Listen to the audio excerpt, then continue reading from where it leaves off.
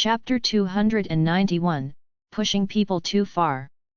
Translator, Novel Saga Editor, Novel Saga. The scar-faced man's hands danced in the air. The bone-white ring expanded, and became several times bigger than before. Then, it arrived in front of the purple flying sword to block it.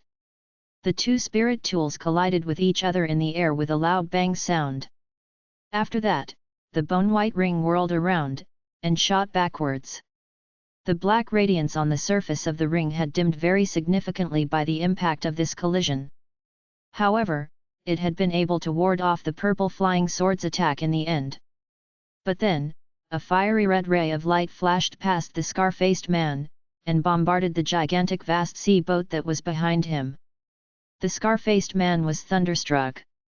He wanted to turn around to stop the fiery red ray. But, the refined Taoist priest had stimulated the movement of the purple flying sword to mount an attack on him. This left the scar-faced man with no choice but to confront the imminent attack. The beautiful Taoist nun behind the refined Taoist priest retracted her palm in a slow manner at this time. Bang! An earth-shattering sound was heard, and the miraculous glow on the surface of the ship flashed in a crazy manner. The body of the ship revealed a fit of acute tremor by the impact. Then, a mass of raging flames flared up at the end of the ship, and started to spread towards the hull at a great speed. The temperature in the ship had escalated exponentially, and the miraculous radiance on the ship's surface had darkened a lot. It looked like the miraculous radiance was on the verge of a collapse. Bursts of screaming and crying sounds of the disciples on board started to resonate throughout the ship. An assortment of miraculous rays of light gleamed one after another. After all, there were plenty of disciples who wanted to abandon the boat and flee since they felt that the situation had become very bad. An ominous glint flashed across the beautiful Taoist nun's eyes as she flicked her sleeves. Suddenly, numerous densely packed white flying needles darted out of her sleeves and cascaded downwards. A series of blood-curdling screeches rang out for some time. A few disciples had fled away from the ship in desperation. However, those disciples were struck by the white flying needles since they were no longer protected by the protective barrier of the ship. Not a single person among them was lucky enough to escape the attack. Those disciples who hadn't gotten enough time to escape from the ship didn't dare to do so now. Their complexion had changed terribly when they witnessed this scene.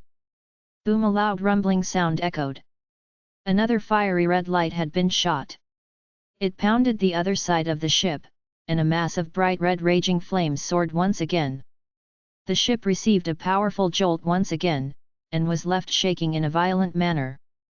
The miraculous radiance on the ship's surface finally collapsed and dispersed, and many disciples of the Dark Moon cult were set on fire by the scorching flames. The hull of the ship couldn't withstand the heavy blow. Consequently, it inclined, and sank into the water. Afterwards, the two fiery red lights flew back from the submerged ship, and stopped in front of the beautiful Taoist nun. These two red lights were actually a pair of tiny scarlet red hammers. They were exuding strong waves of spiritual energy, and were apparently a pair of spirit tools. Meanwhile, the scar-faced man had forced the refined Taoist priest to withdraw for the time being. However, he then saw the sinking ship. It seemed as if his eye sockets would burst. He roared as he ferociously pounced towards the refined Taoist priest. Simultaneously, he waved his hand, and an expansive mass of grey smoke emerged before his eyes. Quack quack! Then, a hoarse chirping sound resounded, and a black bone bird flew out of the grey smoke. It was over 100 feet in size. The purple soul flame in its eyes was similar to a pair of lanterns. Its strength seemed to have reached the earth rank. The mighty bone bird hovered in the air for a moment. Then, a pair of its incisive bone claws moved toward the Taoist priest to grasp him. The bone bird also stretched open its large mouth, and puffed out a large mass of black fog. The foul stench of the smoke seemed very threatening and highly poisonous. The refined Taoist priest issued a loud shout, and a layer of purple radiance bubbled up on the surface of his body. Then, that purple radiance took the form of a real chi condensed protective shield, and warded off the black fog. Simultaneously, the purple flying sword flashed, and hacked at the claws of the bone bird. Clang! A loud metal clanging sound was heard. The refined Taoist priest received a powerful jolt, and was sent flying a few feet backwards by the impact. However, the bone bird didn't seem to be in good condition either, since one of its bone claws had been cut off by the flying sword. "I'll take care of the ships here. You go and chase after those ships in the distance. We mustn't let the people of this evil cult slip away. I'll come over to assist you once I've settled things here," the refined Taoist priest said to the young Taoist priest who had just caught up with them. The 3 ships in the distance had already sailed hundreds of feet away from the shore. Shi Mu had boarded one of these 3 ships some time ago. It seemed that these ships would disappear into the distant horizon in a couple of moments. The young Taoist priest wanted to attack the ship in front of him. But, he nodded in agreement when he heard these words. After that, a bluish-green beam of light burst out under his body.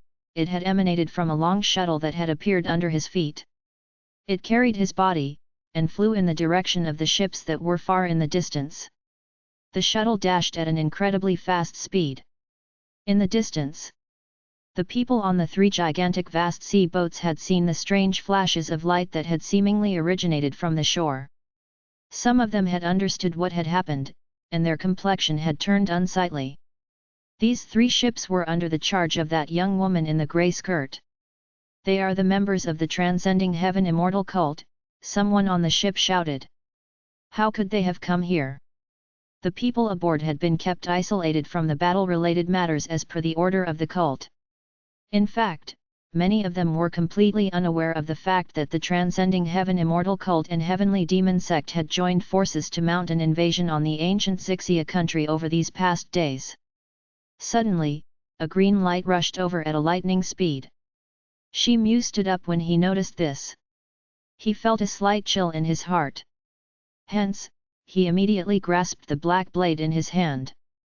The charming face of the grey-skirted woman had contorted into a fiendish look. She had just witnessed one of the gigantic vast sea boats being attacked. The ship had been left to sink in a matter of moments, and 200 elite disciples of the Dark Moon cult had lost their lives as a result. Therefore, the grey-skirted woman was fuming with anger at the moment. The bluish-green light moved like an electric current, and arrived close to their ships in a fleeting second. The grey-skirted woman saw this light, and issued a low shout while pointing her finger out. A thin fiery red silk emerged out of her body, and galloped toward the bluish-green light. The thin red silk emitted a luminous radiance. It seemed as if a fiery dragon was making threatening gestures.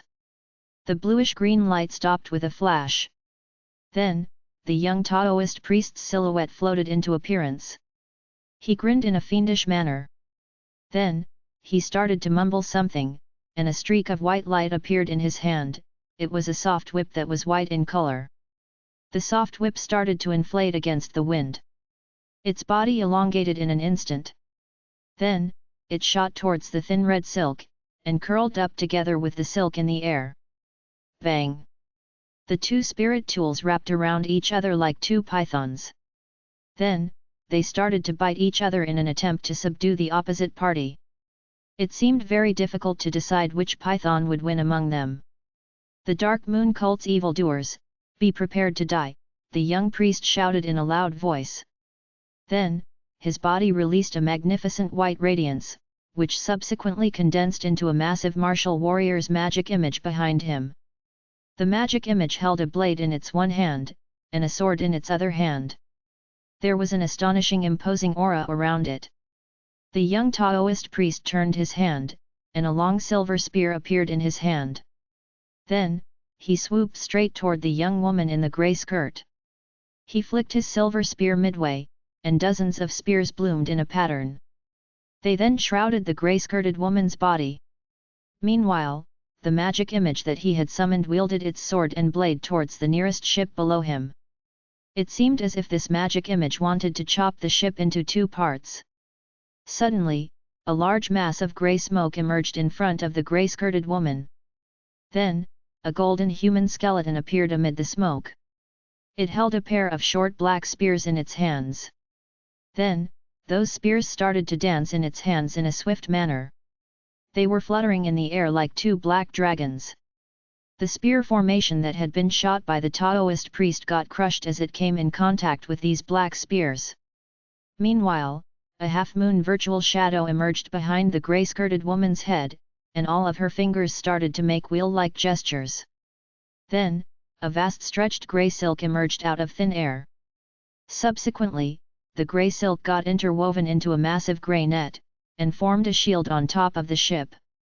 Boom! The young Taoist priest's magic image bombarded the massive grey net in a forceful manner. And, the miraculous glow on the surface of the grey net revealed a fit of tremor as a result. However, it was able to resist the blow in the end. Crescent Moon ranked magician. The young Taoist priest's complexion sank. But then, a ray of light flashed on the bluish-green long shuttle under his feet, and the shuttle rushed toward the second ship along with him. The grey-skirted woman quickly directed her golden human skeleton to deal with the young Taoist priest's magic image. And, she herself swooped forward to catch up with the young Taoist priest. Whiz whiz! A number of thick beams of white light emerged from the hands of the magic image, and plummeted down on the second ship. The grey-skirted woman's hands moved to stimulate a magic spell, and the vast stretched grey silk once again emerged in the sky over the ship. Then, it condensed into a grey net in front of the beams of white light. Bang! The white beams of light got blocked by the large grey net. However, the young priest had already given up on the second ship, and had rushed toward the third ship instead. A number of beams of white lights emerged once again, and darted toward the third ship. Shi Mu was on the ship that was being targeted by the Taoist priest right now. He looked at the young Taoist priest in midair, and his eyes flashed with a hint of exquisite radiance. Then, a white light flashed in his hands. A long white bone bow appeared in one of his hands, while a long black feathered arrow appeared in his other. Meanwhile, the grey-skirted woman clenched her teeth, and the half-moon virtual shadow behind her head exuded magnificent rays of light. Then, the half-moon-shaped virtual shadow suddenly changed into a crescent moon-shaped shadow. After that, numerous and dense grey silk gushed out in the void, and made a gigantic grey net. This net was thousands of feet in size and had an eggshell-like shape. It then completely enveloped all three ships. The grey-skirted woman's complexion turned ghastly pale after displaying this technique. In fact, more than half of her magic power had gotten consumed in casting this spell. Haha! You depleted your strength in order to protect this group of low-ranked disciples. You might have been able to contend with me with your full strength. But, you have no chance now. It indeed looks very stupid. The young Taoist priest sneered, and his body stopped in the air. The young woman in the grey skirt was gasping for breath at this moment. She then turned her hand and took out a black iron ruler. She shot a look at the young Taoist priest in midair, and noticed that he didn't have the slightest intention of giving up. Palace Lord Peng, you don't have to take care of us. Yes, we will also help you to slaughter this despicable man. The 600 disciples on the three ships below thundered in succession when they saw this scene. You sinister people stand in the face of your imminent death. But, you still pretend to be righteous. You people will meet your death without any exception, the young Taoist priest said. You keep proclaiming over and over that our dark moon cult is evil. Then, what is your transcending heaven immortal cult? Outsiders claim that your cult adheres to the will of the world of the immortals. But, your cult has an ulterior motive. They want to get their hands on the spirit minds of our Zixia country. This is the reason why you have been killing us so ruthlessly on the pretext of eradicating the existence of heresies, the grey-skirted woman retorted. Hehe, we want to eradicate everyone when it comes to your evil cult. As for Spirit Stone's minds, you are not worthy of having them. So, feel at ease. The young Taoist priest sneered, and a few magic characters started to flow on the surface of the silver spear. Then, the spear released a dazzling luminescence. This luminescence then took the shape of a gigantic virtual shadow of a dragon. This virtual dragon was hundreds of feet long. The dragon rushed forth toward the grey light screen below while making threatening gestures. Ka-cha! The grey net had been used to cover and protect a large area. Therefore, its defensive ability had reduced. Consequently, it couldn't hold the silver dragon's attack for long, and eventually fell apart with a loud exploding sound. The grey-skirted woman's complexion became deathly white, and her body staggered in midair. The young priest had gained the upper hand in this battle. So, he had no intention to give up this task. His stature flashed, and crossed a few feet of distance in an instant. After that, he thrust his silver spear toward the chest of the grey-skirted woman. The grey-skirted woman was in midair when she pointed her foot, and pushed her body backwards.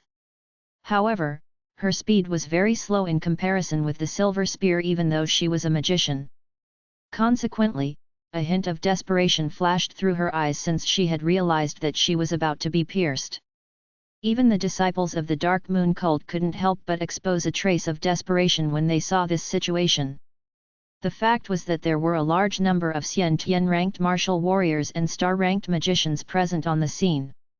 But, there were no better than clay chickens in front of this earth-ranked powerhouse from the immortal cult. Moreover, they were currently at sea. So, it was practically impossible for them to display their full potency. "You are pushing us too far now." A loud voice spread from below. The voice had barely faded when a sharp whiz sound was heard in the air. It was followed by a fuzzy black light that flashed through the air at an incredible speed, as if it was a bolt of lightning. The delighted smile across the Taoist priest's face abruptly froze, and he had to give up the thought of continuing his attack on the grey-skirted young woman. The Taoist priest's silhouette flashed, and he reappeared a few feet away from her. His complexion turned pale when he noticed that his left arm was drenched with blood. A big hole had been pierced open in his arm. "Who's there?" The young Taoist priest's face contorted, and his eyes shone with an ominous glint. A golden sword shadow soared to the sky in response to the young Taoist priest's question. It scuttled through the void as if a flood dragon was sailing into the sea. Then, it transformed into dozens of golden swords shadows, and pounced toward the Taoist priest. It left behind a streak of golden light in the air as it advanced. Chapter 292, Fierce Battle at Sea. Translator, Novel Saga Editor, Novel Saga. The Golden Sword. The young Taoist priest had recognized the spirit tool that had been used to pull a sneak attack on him. This spirit tool had belonged to one of his fellow apprentices. However, he didn't get sufficient time to look for the person who had stimulated the movement of this golden sword. He suddenly heard two shrill ear-piercing whoosh sounds as two black arrows darted toward him while piercing through the air. A shiver ran down his spine when he saw this. The long shuttle under his feet radiated brightly, and flashed backwards to evade the imminent attack. However, his movement was slightly disordered. The young Taoist priest succeeded in evading the arrows since he had prepared well. However, the golden sword on the other side turned into a streak of golden light, and swooped toward him once again. The Taoist priest was panic-stricken. He felt a spark of overwhelming fear in his heart. This isn't good. The very first thought that streaked across his mind was that the opposite party had a dab hand at their disposal. And, that person was hidden somewhere in this huge ship. The young Taoist priest waved his hand in a certain direction as soon as this thought sprouted in his mind. And, a ray of light flashed on the long silver whip, as if it wanted to fly back to him. But then, the thin red silk which had been suppressed by the silver whip suddenly exuded splendid radiance. Then, the red silk flashed and transformed into layers of fine red silk. After that, it wound around the silver whip, and tied it up in a firm manner. The young Taoist priest turned his head, and looked at the grey-skirted woman who wasn't far from him. The latter looked back at him, and flashed a sneer. Despicable! The young Taoist priest felt a surge of unbearable hatred in his heart. He retreated quickly to dodge the sword. But, his speed was far inferior to the incredible speed of the flying sword. So, he got caught up by the sword in a couple of breaths, and the sword shadow plummeted toward him like a meteor. The young Taoist priest thundered, and infused his real qi into his spear. The spear quivered, and transformed into a spear shadow. Then, he thrust that spear forward, and it collided with the golden sword with a loud bang sound. However, a person's silhouette suddenly flashed behind the young Taoist priest. It was the silhouette of a young man who was dressed in a grey gown. A layer of faint green radiance was gleaming on the surface of his body. This man was Shi Mu. Shi Mu's hand moved, and a black blade appeared in it with a spurt of light. After that, he hacked it toward the young Taoist priest. The young Taoist priest was startled by this. He whirled around like a flash of lightning, and held his silver spear before the blade light in a horizontal position. Clang! A loud metal clanging sound was heard. The young Taoist priest had poured his spirit power and real qi into his silver spear in order to resist the attack. However, he felt that a large amount of it had suddenly gotten pulled out of it. And, this had happened in the instant when the silver spear had come in contact with the blade light. Consequently, the strength of his spear had reduced by a great extent all at once. However, the Taoist priest was a strong earth-ranked warrior at the end of the day. So, his response timing wasn't that slow. He quickly moved a few steps back with the help of this enormous strength. Simultaneously, he stimulated the real qi in his body in a wild manner. And, a solid layer of real qi condensed protective shield burst forth on his body. He flicked his hand at the same time, it seemed as if he wanted to call his magic image back. His magic image was still in a tangle with the golden human skeleton far from him. However, Shi Mu didn't let him seize this opportunity, and followed him closely in a persistent manner.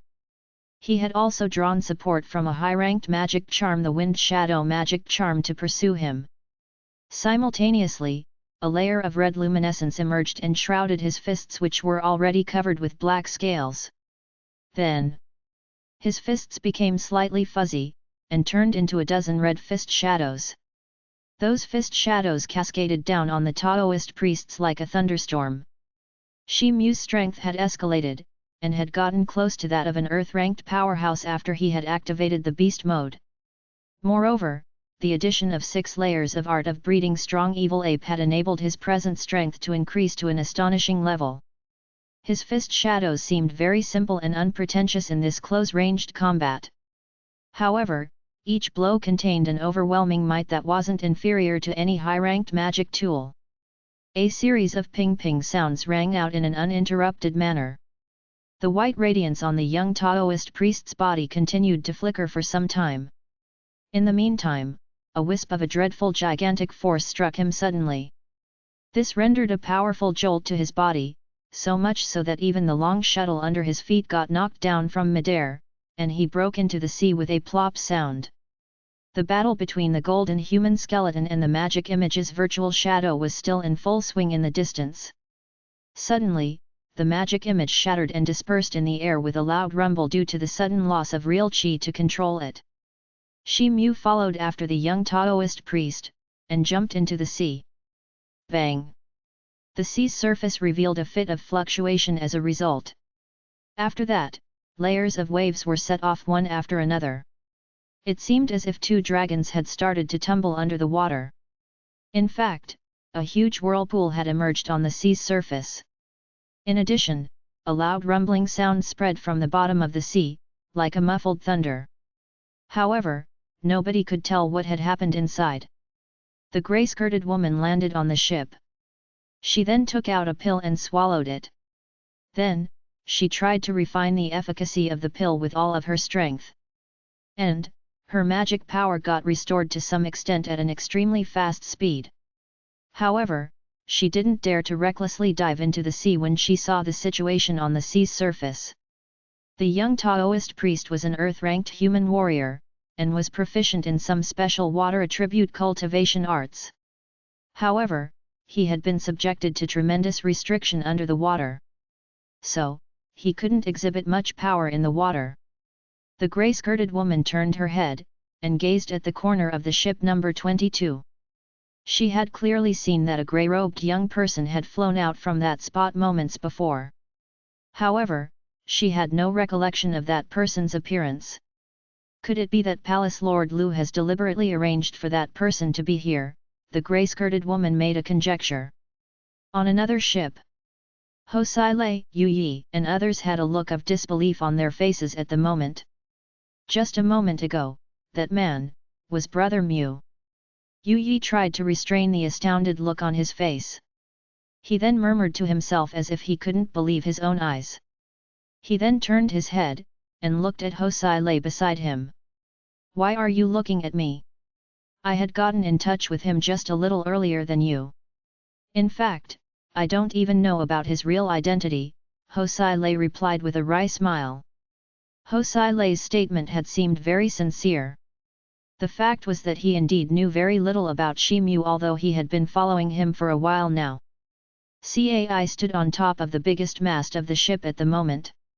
A white gleam was flickering in his eyes, and he was looking toward the sea. Then, a hint of exhilaration flashed through his eyes.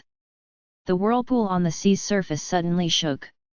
And, a loud boom was heard as a thick stream of water leapt from the sea, and exploded on the sea's surface. The silver whip was still entangled with the thin red silk in the air nearby. However, the radiance on the surface of that whip suddenly dissipated, and the whip shrank back to its original size.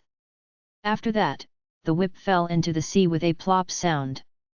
The grey-skirted woman was surprised when she witnessed this scene. She then waved her hand, and recalled her spirit tool, the red silk. After that, she directed her gaze toward the sea's surface once again. The surging waves had started to become smaller. And then, they slowly returned to their normal state. Boom! A loud sound rang out. The sea's surface burst open with a loud sound. And, a person's silhouette flew out from inside and landed on the ship. It was Shi Mu. His clothes were tattered and torn, and a long wound could be seen on his left arm. He looked exhausted, but there was a glimmer of excitement in his eyes. Shi Mu had the support of Cai's unique eyesight. And, Cai's eyesight had been able to penetrate the sea's surface. Therefore, he had felt as if he was walking on a flat ground even though he had been underwater. This was the reason why he had been able to display his techniques under the water without any restriction. The conceited young Taoist priest did possess a considerable amount of strength. But, Shi Mu had left him no choice but to admit defeat. The people on the 3 ships were in a profound shock as they saw this situation. In fact, they had started to take a step backwards one after another. They didn't dare to go near Shi Mu. They felt as if a monster had appeared in front of them. Ho Sai Lei, Yu Yi, and others gazed into Shi Mu's eyes, which were smeared with an inconceivable look. "I'm Pang Yu of the Dark Moon Cult. May I venture to ask, friend?" The grey-skirted woman walked over, and stood in front of Shi Mu. Then, she said in a somewhat confused manner, "It's not important who I am. You only need to know that I'm not hostile to you in any way. For now, the most crucial thing is to escape from the clutches of the Transcending Heaven Immortal Cult," Shi Mu replied. The grey-skirted woman turned her head, and looked in the direction of the coast when she heard these words. Loud sounds of an intense battle were still spreading from there every now and then. A trace of anxiousness surfaced on her face. She couldn't see the coastal situation clearly since they were too far from the coast. Old man Wu Chen and his men have been tied down by Luan and Palace Lord Luo. However, the situation still looks far from good. "I'm afraid they won't be able to resist the enemy for too long," Shi Mu said. The situation on the coast appeared crystal clear in Shi Mu's eyes with the help of Cai's shared vision.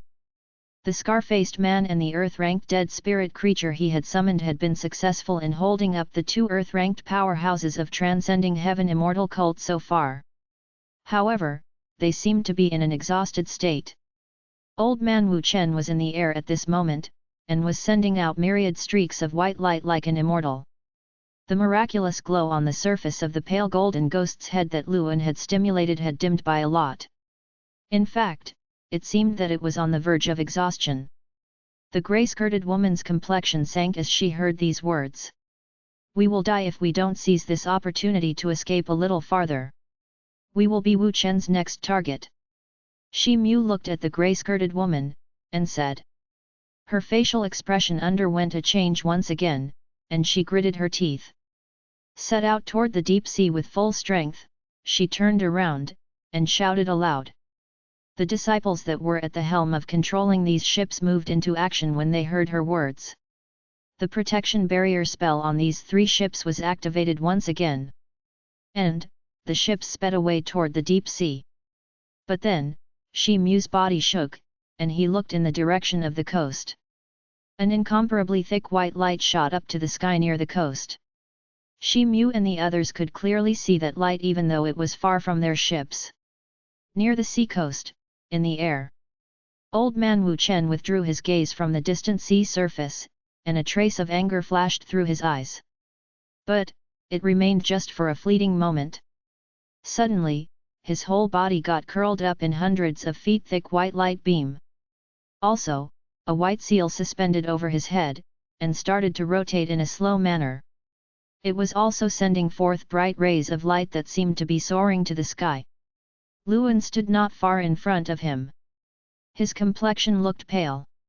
He was bleeding from the corners of his mouth as well as many other places on his body, so much so that almost half his body had been dyed red. However, he didn't seem to be paying attention to his injuries. He waved his hands, and read an incantation in a loud manner. The pale golden ghost's head emanated magnificent blood-red radiance as a result. Then, it opened its mouth, and spouted 9 masses of blood-red fog back to back. The red fog took the form of a dense blood cloud. The miraculous radiance that the pale golden ghost's head had just emanated dimmed once again after this attack. Howling sounds of a ghost started to ring in the blood-red cloud.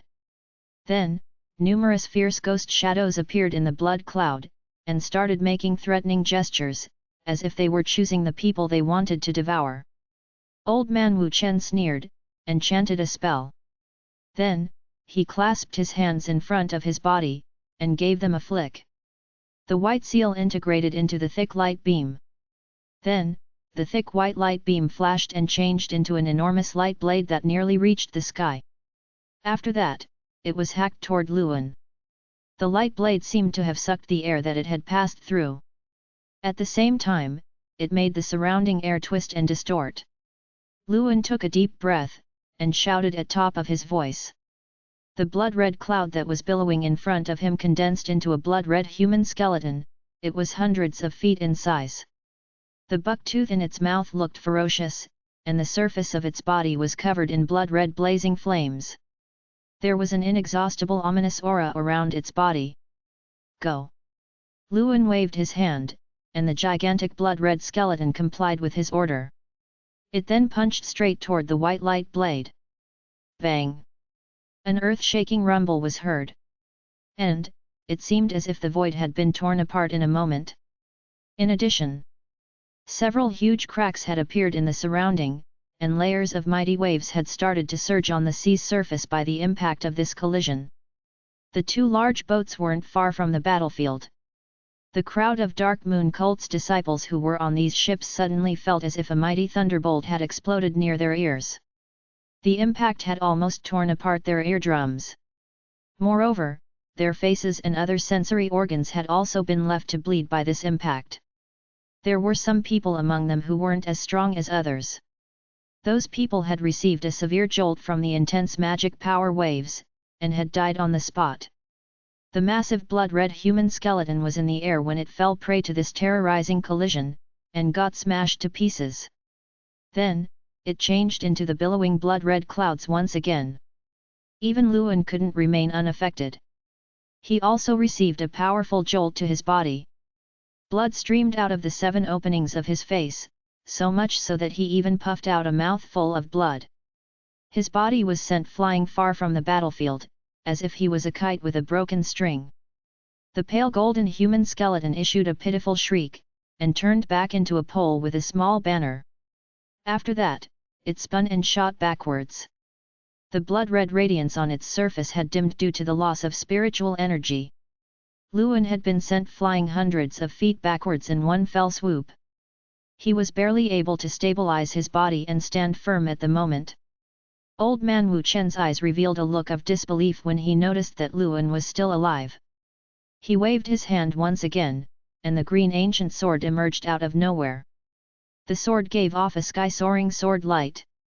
Its acute sword chi seemed to have the ability to make a hole in the horizon. Luan sucked in a deep breath. His eyes slightly narrowed, and a trace of a strange gleam flashed through the depth of his eyes. He then waved his hand, and many black magic charms appeared in his hand.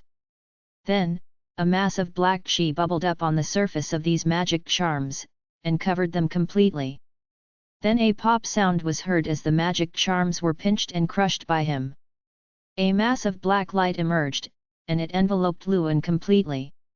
The next moment, it seemed as if his body had turned into a black meteor as he fled in the direction of the deep sea. His speed was so terrifying that it seemed as if he had flashed a couple of times whilst disappearing from the field of vision.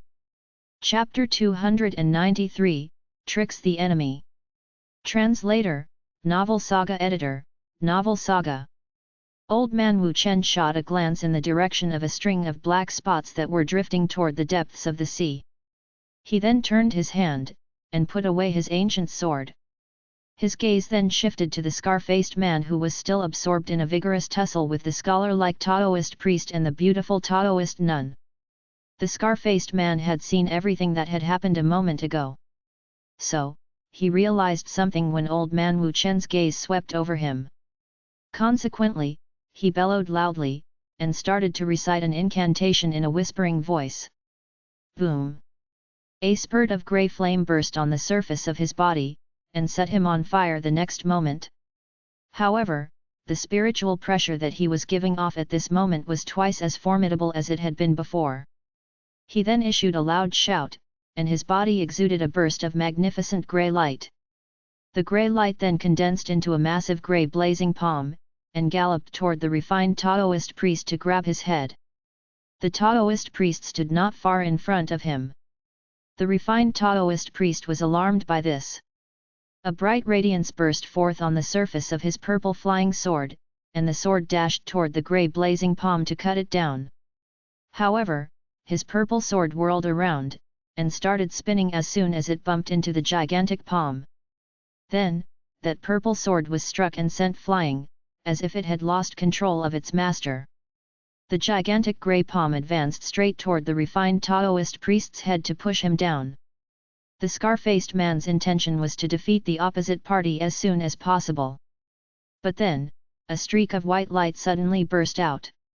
It was the white seal. The white seal flashed, and expanded until it reached the size of a lower millstone.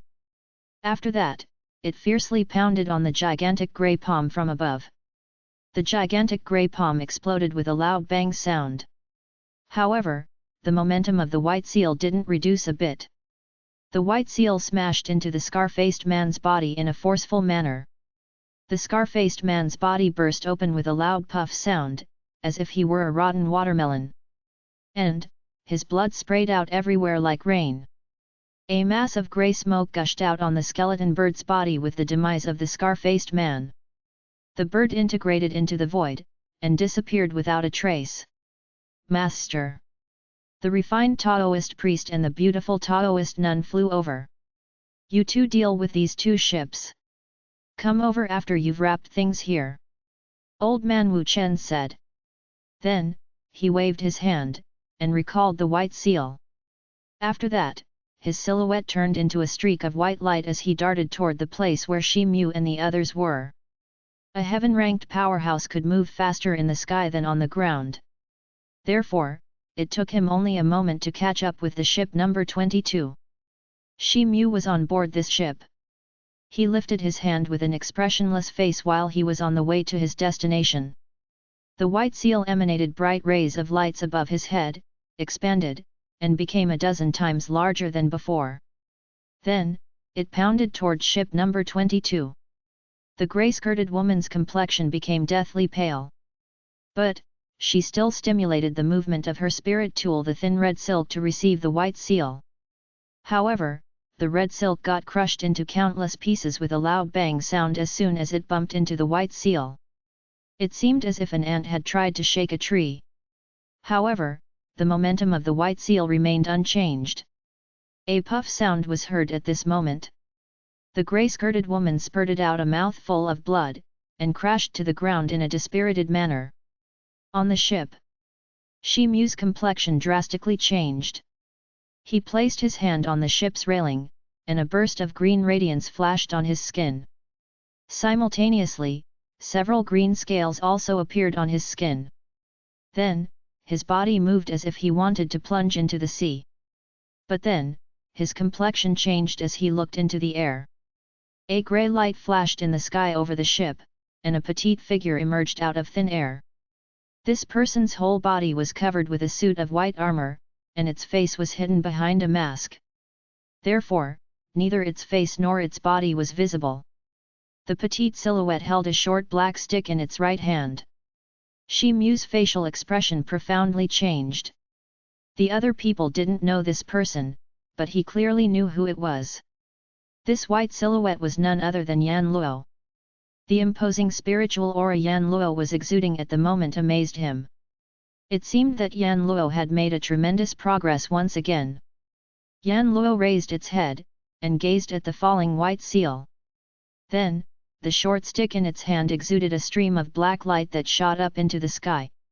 A hundreds of feet thick black stick shadow emerged in the air the next moment, and swept across the sky in a horizontal direction. Whiz! The mighty stick shadow flashed towards the white seal in the sky to meet it. Old man Wu Chen was dumbfounded for a moment. But then, his hands moved as he cast a magic spell. The white seal gleamed even brighter as a result. Moreover, numerous magic characters emerged in the white light, and the seal's strength got boosted up. Bang! A loud earth-shaking sound rang out. Old man Wu Chen's body received a mighty shock, and his white seal was sent flying by the impact. As for the white silhouette that was in the air, it crashed into the sea at an extremely fast speed with a loud plop sound. Over 600 disciples that were on board the 3 ships in the vicinity witnessed this scene along with the grey-skirted young woman, and a look of disbelief appeared on their faces. They recalled that moment of death which they had experienced moments ago, and it all felt like a dream to them. How could that person possess such an incredible strength that they were able to block old man Wu Chen's strike? It's not good, Yan Luo. An overwhelming feeling of anxiousness emerged in Shi Mu's heart when he saw this scene. But, Shi Mu's facial expression loosened a bit as he used his spirit sense and realized that Yan Luo hadn't sustained severe injuries. Moreover, its aura was also fairly stable. Old man Wu Chen stabilized his body. A furious look emerged on his face. He had never suffered such an insulting loss as he possessed an astonishing level of strength. Suddenly, a spurt of black light appeared in the void behind his head. Then, a withered palm stretched out from inside the light, and pounced toward old man Wu Chen like a bolt of lightning to grasp his head. Old man Wu Chen was startled by this. He immediately released a large amount of white light from his body. The white light condensed into a light shield, and stood before the withered palm to block its way.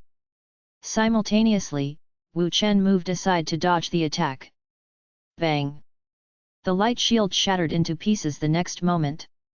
However, old man Wu Chen didn't fail to seize this opportunity.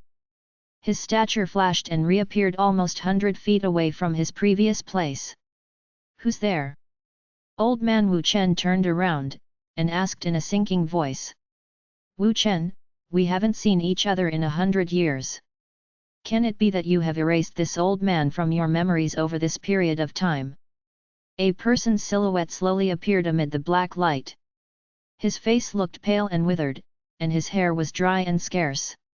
In fact, he looked like a deceased man. So, it's you.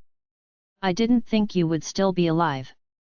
Old man Wu Chen was a bit surprised. I would like to thank you for killing that evil spirit in those days. Otherwise, I wouldn't have been able to break through this rank until my death. The withered old man stood in the void, and was looking at Wu Chen intently. Heaven rank. Wu Chen's pupil shrank. A noncommittal look peeped through the shriveled old man's smile. Then, his clothes seemingly fluttered of their own accord, and a mighty spiritual pressure proliferated in all directions. Shi Mu looked at those people in midair from the ship, and remained silent. He had just sensed Yan Luo's strong desire to break through the sea. But then, it had abruptly returned to the dead spirit world for no apparent reason. Old man Wu Chen's complexion sank. The massive spiritual pressure that this withered old man had released had made him realize that the withered old man had undoubtedly reached the heaven rank. That petite white silhouette from before had exuded a kind of unique aura that was limited to the dead spirit creatures. So, it was needless to say that that dead spirit creature had been summoned by this withered old man. Wu Chen was unable to sense the presence of that dead spirit creature at this time. But, he was sure that it had gone into hiding nearby. And so, it could not be taken lightly. This Pang Yu is pleased to meet the left-wing minister. The grey-skirted woman was on one of the ships. She struggled to her feet, and bowed to the withered old man with deep veneration. Also, a hint of ecstasy had bloomed on her face. "Many thanks for rescuing us, left-wing minister." The other people on the 3 ships looked at each other in blank dismay. It was apparent that they didn't recognize this old man. But, they still bowed to the withered old man when they saw that the grey-skirted woman had greeted him in such a respectful manner. They also thought that the white figure from before must have been under the control of this old man. Otherwise, how could it have been able to resist old man Wu Chen's strike? In midair, a person's silhouette came over from afar like an electric current. Then, a man came into appearance. It was Luan. Master's brother. Luan's face gleamed with a hint of excitement as his eyes fell on the withered old man. "Little An, it's good to be back," the withered old man said to Luan. "Master, you finally got out of the isolation practice. Let's team up, and kill this traitor Wu Chen to avenge our senior master." Luan's eye turned to look at elder Taoist Wu Chen as he said. The refined Taoist priest and the Taoist nun also flew over. They stopped behind old man Wu Chen. Then, they clasped their hands and said in a respectful manner, reporting to master, "There were over 500 evil disciples of the Dark Moon cult on those 3 ships. All of them have received their punishment." "Good." Old man Wu Chen nodded. Luan's eyes fumed with fury as he heard these words. A splendid black light burst forth from his body and he made a gesture, as if he was all set to pounce on the enemy. But then, the old man extended his haggard arm in front of Luan. He then said while blocking Luan's way, "You'd better take them away quickly. I'll take care of the people here. None of you can think of running away from here today. The old man has spent a great deal of time to get rid of you too." Old man Wu Chen waved his hand as he spoke, and the white seal flew back on top of his head. Then, it started to spin even faster than before. Simultaneously, a white electric arc gradually appeared above the seal while issuing a crackling sound. Buzz! The green ancient sword appeared in old man Wu Chen's hand once again with a flash of green light. The ancient sword then exuded an incomparably pure dark green sword chi with a chi-chi sound. Luan's facial expression changed. Then, a blood-red light flashed in his hands as he took out the heavenly ghost banner. But, the blood-red radiance it was emanating looked fairly dim this time. "Hee, traitor Wu Chen, you should know that the disciples of my cult are never known for their own strength. Do you know why I showed up here alone?" the old man said with a faint smile. Old man Wu Chen was struck dumb as these words fell in his ears. A bright white light gleamed on the withered old man's body the next moment. Then, the light flashed and transformed into a white ball of light. It was followed by a hurried sound that started to spread from the light ball. Old man Wu Chen's face darkened as he heard this sound. He cast a profound look at the withered old man, and a mass of white light gushed out of his body. Then, he swept up the refined Taoist priest and Taoist nun, and flew away toward the gloomy corpse mountains like a streak of white light. Luan wanted to stop them, but it was already too late. In fact, neither the withered old man nor Luan pursued them. The old man simply gazed at them as they drifted far away. "Master, why didn't you stop him?" Luan looked at the old man in a somewhat confused manner. The old man's brows slightly wrinkled, and he continued to gaze at the afterglow of Wu Chen's escaping light. But, he did not speak anything. Luan's face revealed a trace of puzzled look, and he opened his mouth to ask something again. But then, the old man's body suddenly shook, and the barely enough red glow on his face started to fade at an extremely fast speed. Then, he tumbled down from midair. Luan's facial expression changed, and he quickly held out his hand to catch the old man. "Master, what happened to you?" Luan exclaimed. Everyone on the ships was also taken aback. Luan landed on the ship while holding the old man in his hands. "Set sail and leave here at once, take advantage of this time when Wu Chen is not around," the old man said. The 3 huge boats set sail again. But, they didn't move straight this time. They changed their sailing direction, and soon disappeared into the vast sea. The people on that particular ship gathered in the aftmost part of the ship in an orderly manner, but none of them spoke anything. Shi Mu stood nearby by the edge of the ship, and was looking toward the bow. Luan was on the bow of the ship. He activated a black enchantment, and shrouded the whole body of the withered old man. The grey-skirted woman also stood nearby. Then, a wisp of black qi passed through the enchantment, and integrated into the old man's body. However, the old man's complexion didn't improve. Instead, it became increasingly dull and withered. His condition was no better than that of a deceased person if it weren't for the eyeballs that kept rotating once in a while. "It's useless. I have used a forbidden technique to promote my strength to the heaven rank forcefully. In addition, I have also used the last piece of star stone that I had kept hidden for a while. I had used that stone to open the passageway to the dead spirit world, and had summoned the White Tiger Ghost King. So, most of my life force has already been exhausted. But it was worth saving you," the old man said in a very weak voice. The grey-skirted woman's eyes glistened with teardrops when she heard his words. But, Luan maintained a calm and composed expression on his face. He didn't speak anything. Instead, he exerted his full strength to operate the magic spell.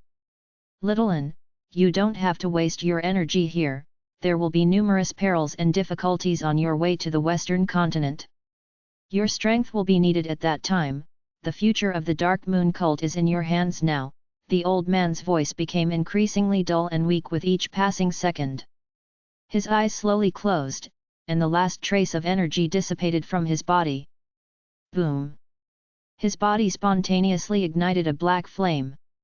And then, he started burning in those blazing flames. The grey-skirted woman's complexion changed. She was about to move her hands to extinguish the flame. But, Luan stretched out his hand to stop her. "This is karmic flame of the devil's bite. It's the price for the forbidden spell that our master had just displayed. So, it can't be extinguished," Luan explained. The corpse of the withered old man soon turned into a small pile of ashes in those flames. The flames had destroyed his spirit as well. Luan's lips trembled a bit. He collected the cremated ashes in a careful manner, and put them into a small white altar. Then, he moved a step back, and knelt down on the floor. He bowed down before the altar to pay homage to his senior. The grey-skirted woman and other disciples on board also followed him, and got on their knees before the altar in a respectful manner. Shi Mu's eyes flashed. He didn't kneel down to pray. But, he still bowed toward the altar in respect. Shi Mu didn't agree with some of the principles of the Dark Moon cult. However, everything that he had seen and heard over this period of time had made him reconsider his opinion about the 3 biggest forces of the Eastern continent. Chapter 294, A Crisis Hidden Beneath the Surface. Translator, Novel Saga Editor, Novel Saga. Gloomy clouds had shrouded the whole sky, and a fierce wind was constantly howling like an infuriated wild beast. Mighty waves were emerging and surging forth in the boundless sea. A row of several feet high monstrous waves were constantly issuing deafening sounds. These monstrous waves looked like a mighty troop that was rushing ahead on the sea's surface in an endless manner. There was a fleet of 22 large ships on the sea's surface. They looked like a massive black sea snake which stretched several miles in the sea. In fact, this sea snake seemed to be rushing ahead while cleaving through the mighty waves. The fleet had come from the east, and was advancing toward the west. The ships in this fleet looked like small black hills. A miraculous radiance was flickering on the surface of these ships. The ships often got engulfed or raised by the mighty dark waves of the sea. However, they would stubbornly forge ahead with their journey whenever the roaring sea waves would recede.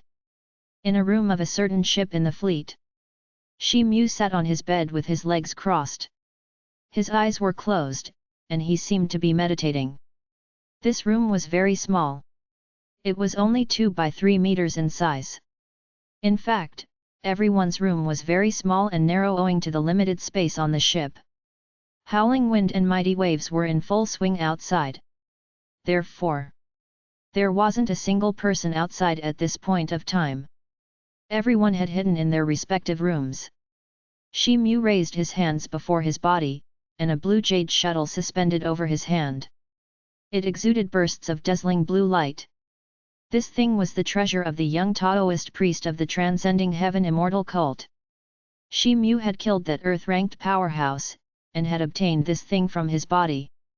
He had figured out that this jade shuttle was a very precious flying spirit tool. So, he had embedded it in his body to nurture it in a warm temperature. Shi Mu had noticed that many earth-ranked martial warriors and moon-ranked magicians were proficient in some sort of flying techniques. A handful of star-ranked magicians also knew such techniques. Shi Mu also had a flying technique. It was called the Chi Cloud technique. But, this kind of flying magic technique was normally suitable only for short-distance flights. In fact, it was mostly used in battles. However, a person could manage a spatial flight through other means once he had attained the heaven rank. And, flying magic tools and spirit tools were among those means. It was said that refining a spirit tool that was primarily used for attacks was a highly difficult task. And, the number of flying spirit tools was less than these kinds of attacking spirit tools by far. Shi Mu had spent a considerable amount of time in the central region of the eastern continent. But, this bluish-green jade shuttle was the first flying spirit tool that he had seen here. Fortunately, he had managed to catch hold of it. However, Shi Mu had later realized that nurturing this shuttle in the warmth of his body was far more difficult than refining his golden sword. He had been working hard, but he hadn't even restored 20% of its implicit might till now. So, it was still incapable of flight. Shi Mu had obtained 2 more spirit tools from the young Taoist priest. One of them was the silver whip, while the other was a silver spear. However, he hadn't gotten the time to nurture them until now. The blue light on the surface of the shuttle flashed after some time, and a blue vein-like pattern gleamed. Then, the jade shuttle emitted even brighter blue radiance. Shi Mu opened his eyes, and a gleam of delight flashed through his face. He then looked at the jade shuttle and nodded. After that, the blue light flashed again, and the jade shuttle got absorbed into his body. He then turned his hand, and took out a sapphire ring. This was the storage ring that Shi Mu had seized from that young Taoist priest. The plentiful amount of wealth that was contained inside this storage ring was definitely the biggest treasure Shi Mu had ever encountered. The 3 spirit tools were obviously the most precious things among that wealth. However, there were a substantial number of spirit stones, magic charms, and pills in this storage ring apart from the spirit tools. In fact, there were around 30 or 40,000 spirit stones in there. Consequently, Shi Mu's wallet had gotten filled to an unprecedented extent. That man, he couldn't be old man Wu Chen's bastard, right? Shi Mu couldn't help but make a wild guess. He then shook his head, and put away the sapphire ring. After that, he got out of his bed and pulled open a small window. He could see the sea surface through the window. Monstrous sea waves were surging up violently in a constant manner. But the gigantic vast sea boats was considerably huge in size. so, the stormy sea and the turbulent waves couldn't affect the navigation of these ships. Half a month had passed since they had begun the voyage in the Yellow Sea. Transcending Heaven immortal cult and heavenly demon sect hadn't caught up with them so far. This was itself a good enough reason to make everyone heave a sigh of relief. They had come across several mighty waves and storms during this period. But, they had passed through those daunting experiences without a mishap. Shi Mu looked around, and his brows slightly creased when he saw that Cai wasn't in the room. He must have gotten bored of being idle, and so had fled outside the room. The sea was turbulent at this time with mighty waves and howling wind. Shi Mu had been very anxious in the beginning that Cai could get swept away by the strong wind. But, he had subsequently discovered that this worry was purely superfluous. Cai seemed fairly accustomed to flying in the strong wind without any adverse effect. Cai's voice suddenly resounded in Shi Mu's mind. "Shi Tou, the situation doesn't seem good. You should take a look." Cai's voice had barely faded when a picture appeared in Shi Mu's mind. There were dozens of sea beasts in the dark bottom of the sea. And, all of them were over 300 feet in size. These strange-looking sea beasts seemed to have formed an arc-shaped formation, and were swimming at a slow pace. In addition, there were innumerable small-sized marine beasts around them. Shi Mu's complexion changed. After all, they would be in a difficult situation if so many marine beasts launched their attacks on their ships. "Cai, go and take a look in the vicinity at once. How many of these beasts are there in the surrounding?" Shi Mu was alarmed by this. So, he used his spirit sense to make Cai survey the surrounding sea area. "Leave it to me. They have hidden deep into the sea, but they still can't escape my magic eyes." Cai replied with an air of complacency in his tone. Shi Mu's cloudy facial expression finally loosened a bit. After that, he shoved open the door, and arrived at the deck. The howling wind and turbulent waves outside looked very dreadful. The whistling sound of the wind was constantly ringing in the air. The world seemed to be shrouded in a curtain of gloominess at this time. He looked toward the west, but only saw the monstrous sea waves were still soaring to the sky. The gigantic vast sea boat that was in the front of the fleet looked like a black spot from afar. Cai's voice rang again after a short while. "Shi Tou, the situation is far from good. Myriads of sea beasts have gathered around the ships. And, a large number of them are welling up continually. They are substantially large in number." Cai yelled. The image of a large number of sea beasts also popped into Shi Mu's mind as Cai stated this. There were incredibly large octopuses and ferocious sharks in the vicinity. They were almost 300 feet long. In addition, there were a number of deep-sea whales that were also enormous in size. In fact, most of them were large-sized marine beasts that Shi Mu was unable to recognize. These rarely seen behemoths could be seen everywhere in Cai's field of vision. And, the thing that looked very surprising was that these gigantic beasts seemed to be in perfect harmony with each other at the moment. These marine beasts were right in front of the advancing fleet. And it would take these ships less than 2 hours to head directly into the multitude of these fierce beasts if the speed of these ships were taken into account. Shi Mu's complexion became unsightly as he realized this situation. He then rushed towards a room above the cabin like a flash of lightning. He had hardly taken a couple of steps when a mighty wave rushed upon him. A red light flashed in front of Shi Mu's body, and his real chi condensed into a thick layer of protective shield to protect him. Then, a puff sound was heard. The mighty wave hit the deck of the ship, and drowned Shi Mu. The miraculous glow on the surface of the ship flashed once, but it remained intact. Shi Mu waited for the wave to recede. After that, he ran along the passage in the direction of the 5-story garret. He arrived at the entrance to the 5th floor of the garret after some time.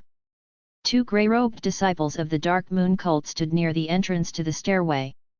"Senior Shi," the two of them greeted him in a respectful manner when they saw him there. Shi Mu's identity had gotten exposed due to the invasion of the Transcending Heaven Immortal cult.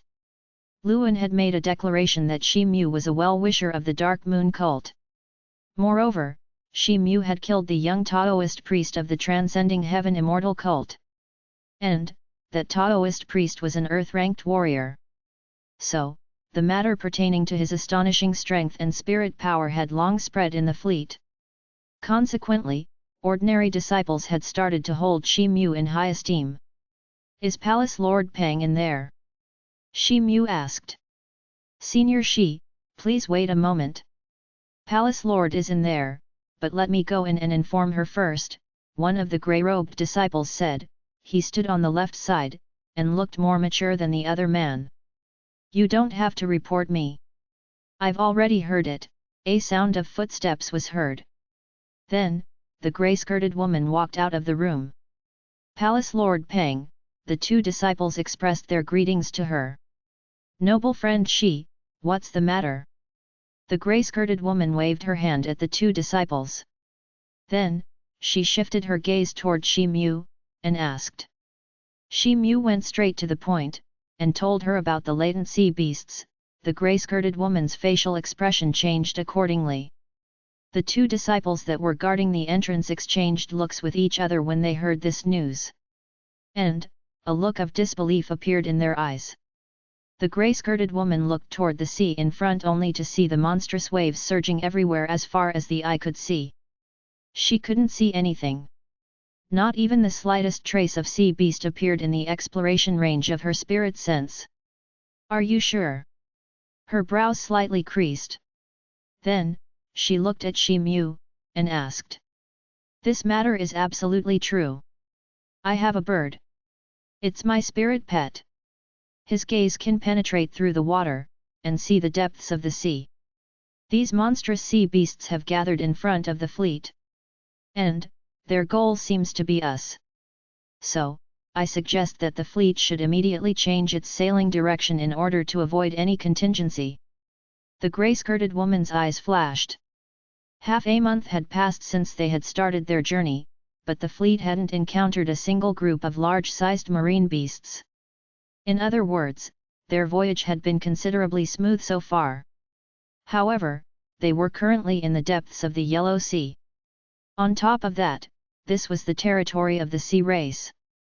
So, the possibility that they might be besieged by the sea beasts couldn't be ruled out. She considered for a moment. Then, she turned her hand, and took out a small bronze bell. She then instilled her magic power into it. The spirit patterns on the surface of the bronze bell glinted, and a crisp yet sonorous copper sound spread far and wide. This was a warning-type magic tool which had been prepared specifically for this voyage. Its purpose was to immediately notify all the ships at the time of emergency. The bell rang, and all 22 ships gradually stopped in a few minutes. "What's the matter?" Each ship was under the charge of a palace lord. And, all of them walked out their room one after another as they heard this sound. Then, they flew toward the ship where the grey-skirted woman was. "Palace Lord Pang, what's the matter? Why did you suddenly ring the alarm bell?" A blue light landed, and a curly-haired man came into appearance. This person was Huoqing, the palace lord of Dark Green Wolf Palace. However, his voice was smeared with extreme dissatisfaction. A series of silhouettes landed on the ship one after another, and all the palace lords gathered on the spot in a matter of moments. "Sister Pang, what happened?" Luan glanced at Shi Mu, and asked. Shi Mu stood beside the grey-skirted woman at the moment. "There is a very important matter that needs to be discussed with everyone right now," the grey-skirted woman nodded and explained. Then, she repeated Shi Mu's words to everyone. And, she gave her own conjecture about the situation along with that. Everyone was dumbfounded when they heard her words. "Brother Shi, are you sure?" Luan looked at Shi Mu, and asked. Shi Mu nodded in response. "I think that the sea race has indeed been a bit too peaceful throughout this journey. The fleet should forthwith change its direction for the sake of safety. We must move away from the dangerous sea area in front. All palace lords return to your respective ships, and start the arrangements at once." Luan nodded. He then turned around, and spoke out his decision. Luan had played a significant role when the Transcending Heaven Immortal cult had invaded the ancient Xixia country along with the Heavenly Demon sect. The Eastern Dark Moon cult would have been annihilated if it hadn't been for his ingenious plan and the arrangement of 25 gigantic vast sea boat. Furthermore, he had squeezed out his entire strength to resist Old Man Wu Chen on the seacoast to buy valuable time for the fleet to escape. His unparalleled contribution towards his cult had added glory to his prestige. The risk associated with this voyage to the Western continent was very difficult to measure. So, most of the palace lords had begun to consider Luan as their leader in this regard. It couldn't be denied that these people hadn't yet adapted to the tone that Luan had been using to command them. However, they didn't have any objection to Luan's arrangement right now. After all, it's better to be safe than sorry. I don't think so, a loud voice resounded at this moment. Chapter 295, Taking a Detour, and Sailing. Translator, Novel Saga Editor, Novel Saga. This was the voice of the curly-haired young man Ho Qing. He was the palace lord of the Dark Green Wolf Palace. The surrounding people cast their gazes at this person as they heard these words. Palace Lord Lu wants us to turn around our respective ships, and take a roundabout route. But, he has made this decision by relying on a one-sided statement. This decision seems like an act of extreme nervousness to me. You do know that this long route will cost us at least 10 days. What is the appropriate course of action according to Palace Lord Huo? Luan asked. I don't think there are sea beasts in front of us. And, we can force our way through in case a few of them pop up, the curly-haired man said. Shi Mu couldn't help but cast a glance at this person. He realized that this curly-haired man's cultivation was extremely high. There were many palace lords on the scene, but it seemed that only this curly-haired man could compete with Luan. Palace Lord of the Dark Green Wolf Palace, you are playing with the lives of our cult's disciples who are currently under your guidance. Luan said. Huo Qing, our sacred cult is already in a miserable state. Do you still want to be swayed by your personal feelings? The red-browed man Difeng said in a stern voice. He stood beside Luan at this time. KK, I think the point of the Dark Green Wolf Palace's lord is reasonable to some extent. The crucial period of these 10 days may give an opportunity to the Transcending Heaven Immortal Cult and Heavenly Demon Sect to catch up with us. In fact, we would lose more than we would gain if we follow this decision. The one-eyed man stood beside Huo Qing. He coughed in a gentle manner, and said at a moderate pace. I'm sorry to say that we won't be accompanying you if you take this detour. But, we will wait for you all in Western Continent. Huo Qing chuckled. Then, he turned around and departed. The one-eyed middle-aged man also turned around, and walked away along with the curly-haired man. However, Difeng, Pang Yu, and the 5 other palace lords didn't budge. Luan looked at the receding silhouettes of the 2 men, and a streak of light flashed across his eyes. However, he didn't say anything to stop them. After that, Luan turned toward Shi Mu, and said, Brother Shi, only you can see the situation in the sea area ahead.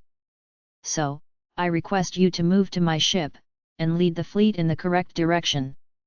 This will help us in evading sea beasts. Okay. Shi Mu nodded. Everyone, kindly return to your ships, and immediately pass an order.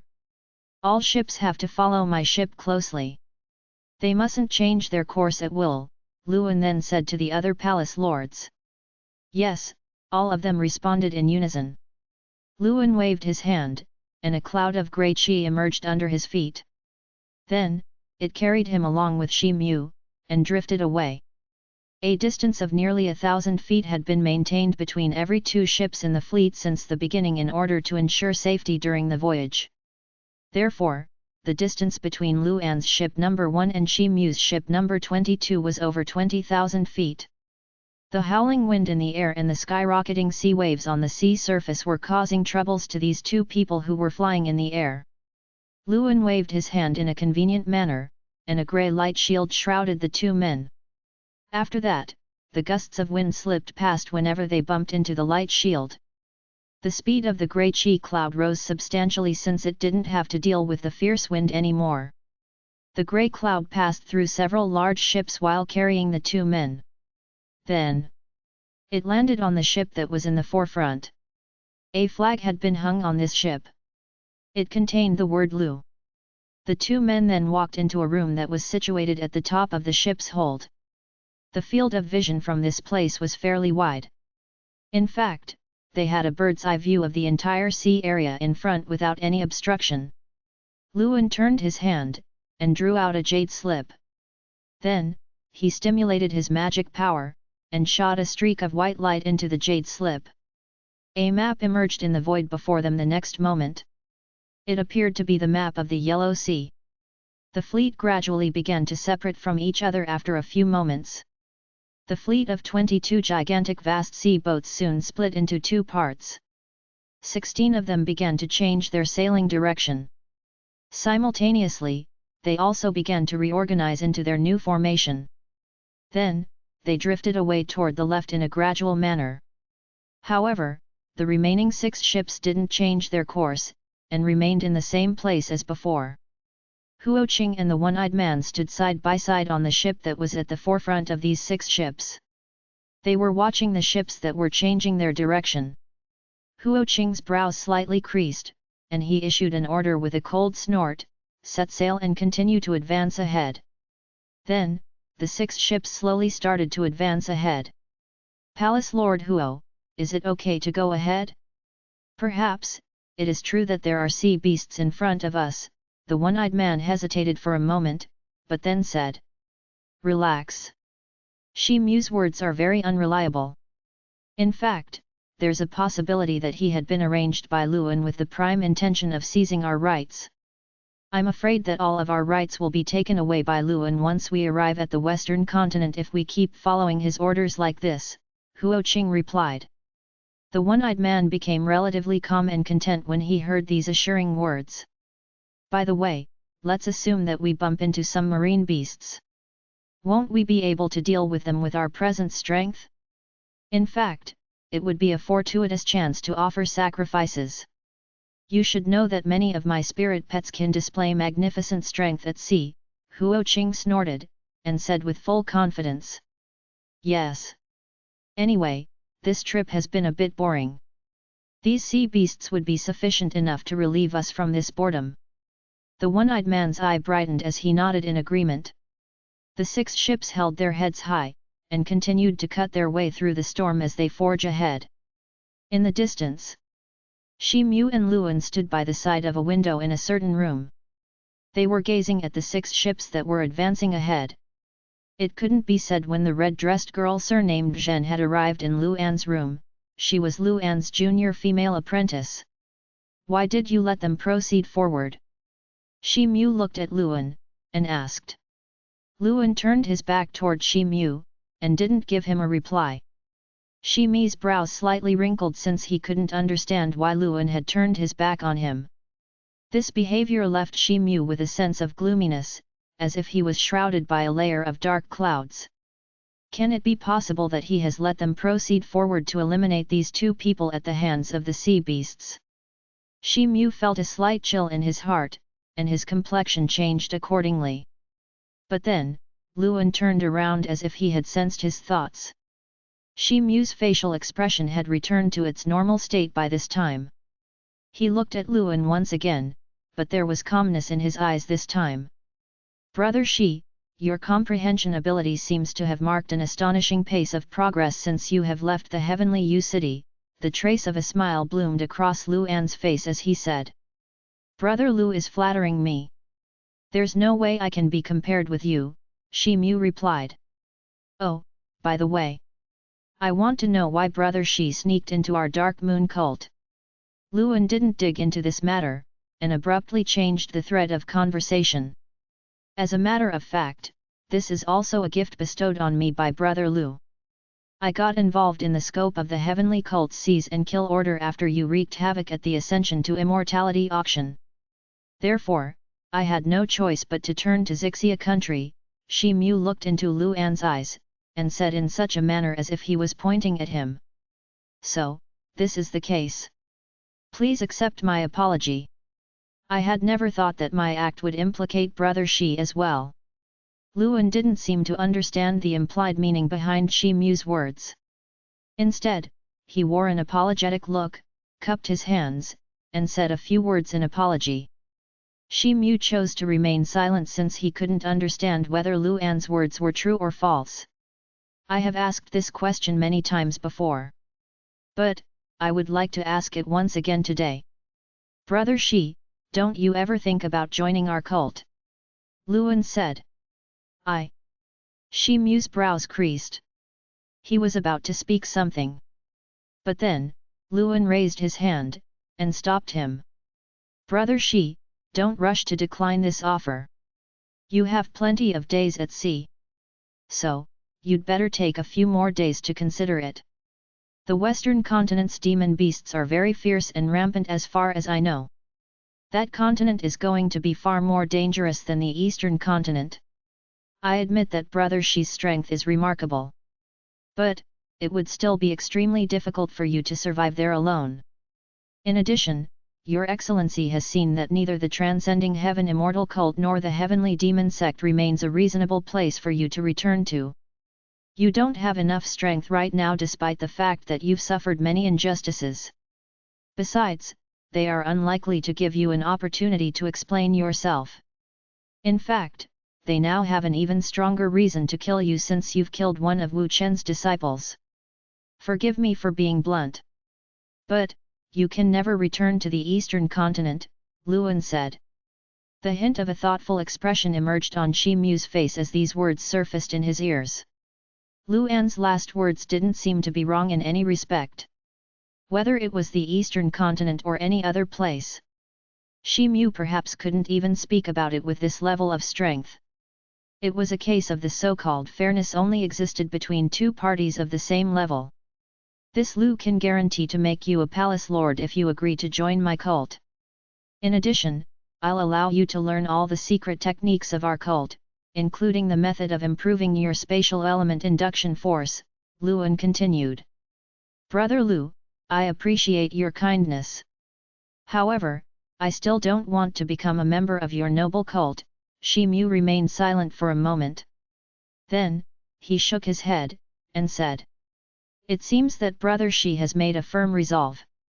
But he is welcome to join my cult if he changes his mind someday.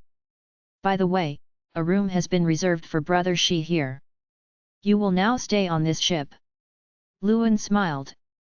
Many thanks for your kindness, Brother Lu. I'll go to take a rest. Shi Mu cupped his hands to bid him farewell. Then, he turned around and departed. Big brother, Shi Mu is a complicated boy. And, I can see that he has no intention of joining our cult. Why don't you? The red-robed girl said after Shi Mu's departure. Our cult is in desperate need for capable people nowadays. This boy is a double practitioner. He practices both martial arts and magic arts. In addition, he has an unyielding temperament. And, such a temperament can be very useful at the right time. Wait till he reaches the western continent. After that, there is a possibility that he will come to our side since he will have nowhere else to go, Luan said. What if he continues to show unwillingness to join our cult even after we arrive at western continent? The red-dressed girl asked. Sister Zhen, don't worry. I understand the reason for your anxiousness. But, you should know that Luan isn't a kind-hearted and lenient kind of a person. The hint of an imperceptible cold gleam flashed through Luan's eyes as he said these words. 6 gigantic vast sea boats were quickly advancing toward the west under Huo Qing's leadership. The one-eyed man had returned to the rear area, and had taken the command of the 3 ships at the rear end of the fleet. The fleet of ships led by Luan had taken a detour, and had fallen behind these 6 ships. It seemed from Huo Qing's facial expression that he was delighted about this in secret. He felt that he would be able to take advantage of this situation if he reached the western continent before Luan. He would also be able to snatch away the authority of the Dark Moon cult from Luan's hands at the designated time. Huo Qing's heart brimmed with a sense of complacency as this thought streaked across his mind. Forge ahead at full speed. Huo-Qing commanded. The person who stood next to him complied, and passed on the order. And, the sailing speed of the 6 huge boats got accelerated once again. However, a group of mighty shadows flashed through the bottom of the sea right under Huo-Qing's feet at this moment. Bang! The ship received a powerful jolt, and was shaken up. All the disciples on that ship were left swaying by this impact, so much so that many of them had fallen down. Their complexion had changed greatly because of this sudden occurrence. What's going on? Huo-Qing's complexion sank, and he shouted aloud. He heard a louder sonorous crashing sound in response the next moment. Simultaneously, the entire ship swayed in a crazy manner. Sea beasts! The sea beasts have attacked! The disciples on that ship pointed to the sea surface, and issued a loud shout. They saw that there was a massive black shadow below the sea's surface, and it was advancing toward their ship. All 6 ships had gotten surrounded by these dark shadows in a blink of an eye. Huo-Qing's facial expression changed very profoundly as he witnessed this scene. Chapter 296, Brings Calamity to Oneself. Translator, Novel Saga Editor, Novel Saga. Palace Lord Huo, what should we do now? A disciple rushed over, and asked.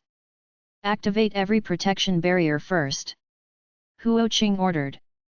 The magic characters on all 6 gigantic vast sea boats lit up one after another.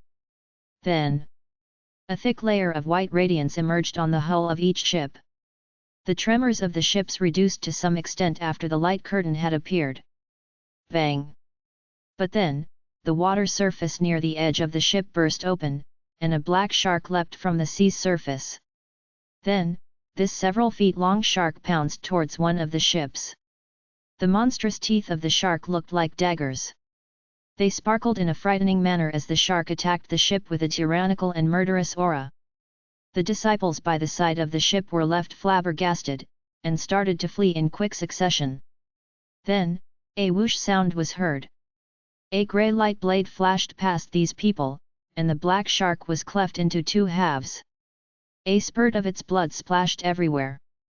Huo-Qing put down his arm as a ray of grey light flickered in the palm of his hand. Don't panic. Everyone guard your respective side. Also, open the weapons muzzles on both sides so that we can shoot and kill these marine beasts. Huo-Qing shouted at top of his voice. The people on board revealed a determined look when they heard his words, and each one of them held on to their respective side. These people were the elite disciples of the Dark Moon cult. So, each one of them commanded extraordinary strength. They had instantly regained their equanimity, and had moved into action. Numerous real chi condensed blades, sword chi, fist shadows, fireballs, ice spears, and all other kinds of magic spells flooded into the sea like a torrential rain. In addition, the muzzles on both sides of the ship continued to exude a thick beam of white light as they bombarded the surface of the sea in a constant manner. Soon, myriads of corpses of various kinds of sea beasts floated up. But, the shadows continued to bubble up one after another from the bottom of the sea. And, they kept pouncing toward the ship. Consequently, the number of sea beasts around the ships didn't reduce a bit. Huo-Qing mumbled something. Then, he turned his hand, and a magic stick appeared in his hand. He then waved the stick in the air. A vast stretched mass of grey mist emerged in the air in response. Then, a strange quack sound burst out. After that, a grey bone bird gushed out of the grey mist, and swooped down toward the shadows in the sea. Huo-Qing had evoked more than 100 bone birds in an instant. These bone birds were considerably large, and varied in shape. They hovered in the air around the ships for a moment after they emerged. Then, they repeatedly started to swoop down into the sea. Their incisive claws would grab the head of a sea beast, and would tear it into several pieces every time they went into the water. In addition, they were evading the attacks of the sea beasts by taking advantage of the air. These 6 ships were able to contend against these sea beasts after these over 100 bone birds had joined the battle. A person's silhouette flew over from behind at this moment. This person was the one-eyed palace lord. He landed beside Huo Qing. Palace Lord Huo, we shouldn't get involved with these marine beasts. It can't be said how many of them are around us. I believe that we should retreat and leave the territory of these marine beasts, the one-eyed palace lord said. Huo Qing's face revealed a look of hesitation on hearing these words. He had naturally taken this matter into consideration. But, he had parted ways with Luan and the others only a short while ago. And, he couldn't show his face to them if he went back in such a dingy state. Suddenly, the sea's surface tumbled, and a small hill-like green sea beast emerged somewhat far from the ship. The beast's entire body was covered with a layer of thick and dense hairs, and a pair of sharp and long horns protruded from its head. It looked like a bull. In addition, its eyes were bloodshot. This bull-like sea beast was different from the other sea beasts. It was sending forth a tremendously evil aura. Huo Qing and the one-eyed man had sensed the monstrous aura of this bull-like beast, and their complexion had changed accordingly. That's not good, it's a sea beast with wisdom. Huo Qing said. The formidable spiritual aura around this hairy sea beast wasn't inferior to that of the two of them in any aspect. The hairy bull-like sea beast exuded a loud roar. Then, it raised its head and spurted out 10 or more blue balls of water at a stretch. A blue magic character could be vaguely seen flickering in the center of each water ball. Whiz! These water balls had been projected at an alarming speed. They turned into streaks of blue light, and darted toward the bonebirds in the sky.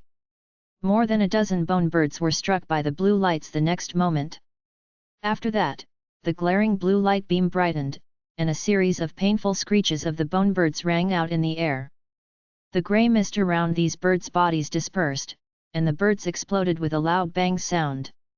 Then, a ray of blue light flashed beside the bull-like sea beast, and a dozen blue water balls emerged again. They were similarly spurted out, and a dozen bone birds burst and shattered into pieces once again. Huo Qing fumed with fury as he saw this scene. He waved his wand once again. A mass of grey light bubbled up in the vicinity of the bull-like sea beast. Then, a loud bellow was heard, and a gigantic bone python emerged in that grey light.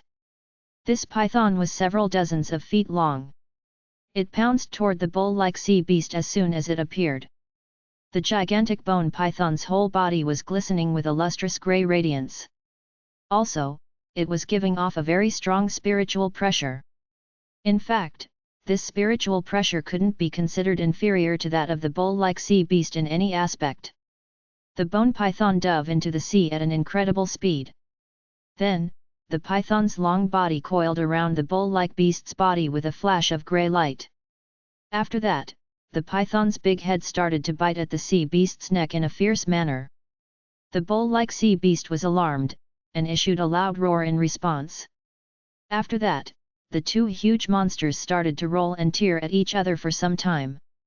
Soon, the surrounding sea water got dyed red. The surface of the sea got stirred up, and mighty sea waves started to emerge one after another. Huo Qing hadn't even heaved a sigh of relief when the nearby sea surface revealed a sudden surge. Then, 5 enormous sea beasts appeared before his eyes. The spiritual aura around these beasts could be placed on par with that of that hairy bull-like sea beast. It's not good, quickly retreat. Huo Qing's complexion terribly changed, so much so that he didn't emphasize on his honor and self-respect anymore as he quickly issued the order to retreat. The stick in Huo Qing's hand radiated bright luminescence as he gave it a flick. A magic power wave burst into the air. And a circular black magic circle emerged out of thin air. Then, a black light flashed in that magic circle, and a dozen-feet-long massive carrion bird and a skeletal flood dragon emerged. Both of them were earth-ranked dead spirit creatures. However, Huo Qing's complexion had paled slightly. This had happened because he had summoned a large number of dead spirit creatures in a row, and an enormous amount of his magic power had gotten consumed in the process. The massive carrion bird spread its wings, and its huge body flew up. Then, it rushed towards a large hippocampus sea beast.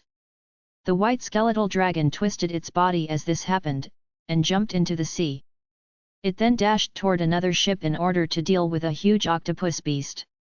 There were now 2 Earth-ranked dead spirit creatures and a huge skeleton python that were defending the ships. But, they were still barely able to resist the stream of gigantic sea beasts around them. The 6 ships seized this opportunity, and started to turn around with much difficulty. They retreated toward the rear in a slow manner. Retreat! Retreat! The one-eyed palace lord returned to the 3 rear ships, and shouted. Send a message to Palace Lord Lu, and plead for his help. A ray of light flickered in the only eye of that one-eyed man as he said to a middle-aged man beside him in a low voice. The middle-aged man's face revealed a trace of surprise, and he stared dumbfounded at the one-eyed palace lord.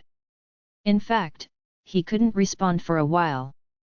You still haven't sent the message, the one-eyed man shouted in a stern voice. Ah! Yes, the middle-aged man came to his senses at once. He turned his hand, and took out a messaging jade plate. Shi Mu was on ship number 1 at this moment. He stood by the side of the deck, and was gazing in the northwest direction. He looked calm and composed on the surface. However, he was profoundly shocked deep in his heart. He had seen through CAI's field of vision that the 6 ships in the distance had bumped into a perilous situation. Shi Mu had already mentally prepared himself to face this situation. However, he was left staggered after he had seen the unbelievable number and overwhelming strength of these sea beasts.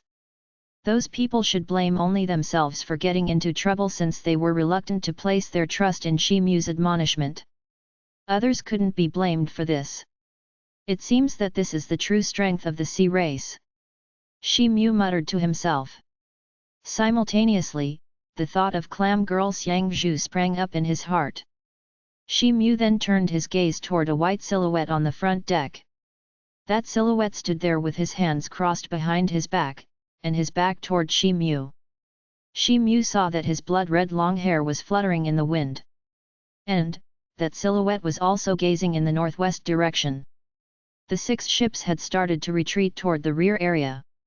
They had started to drift away from the territory of the sea beasts in a gradual manner.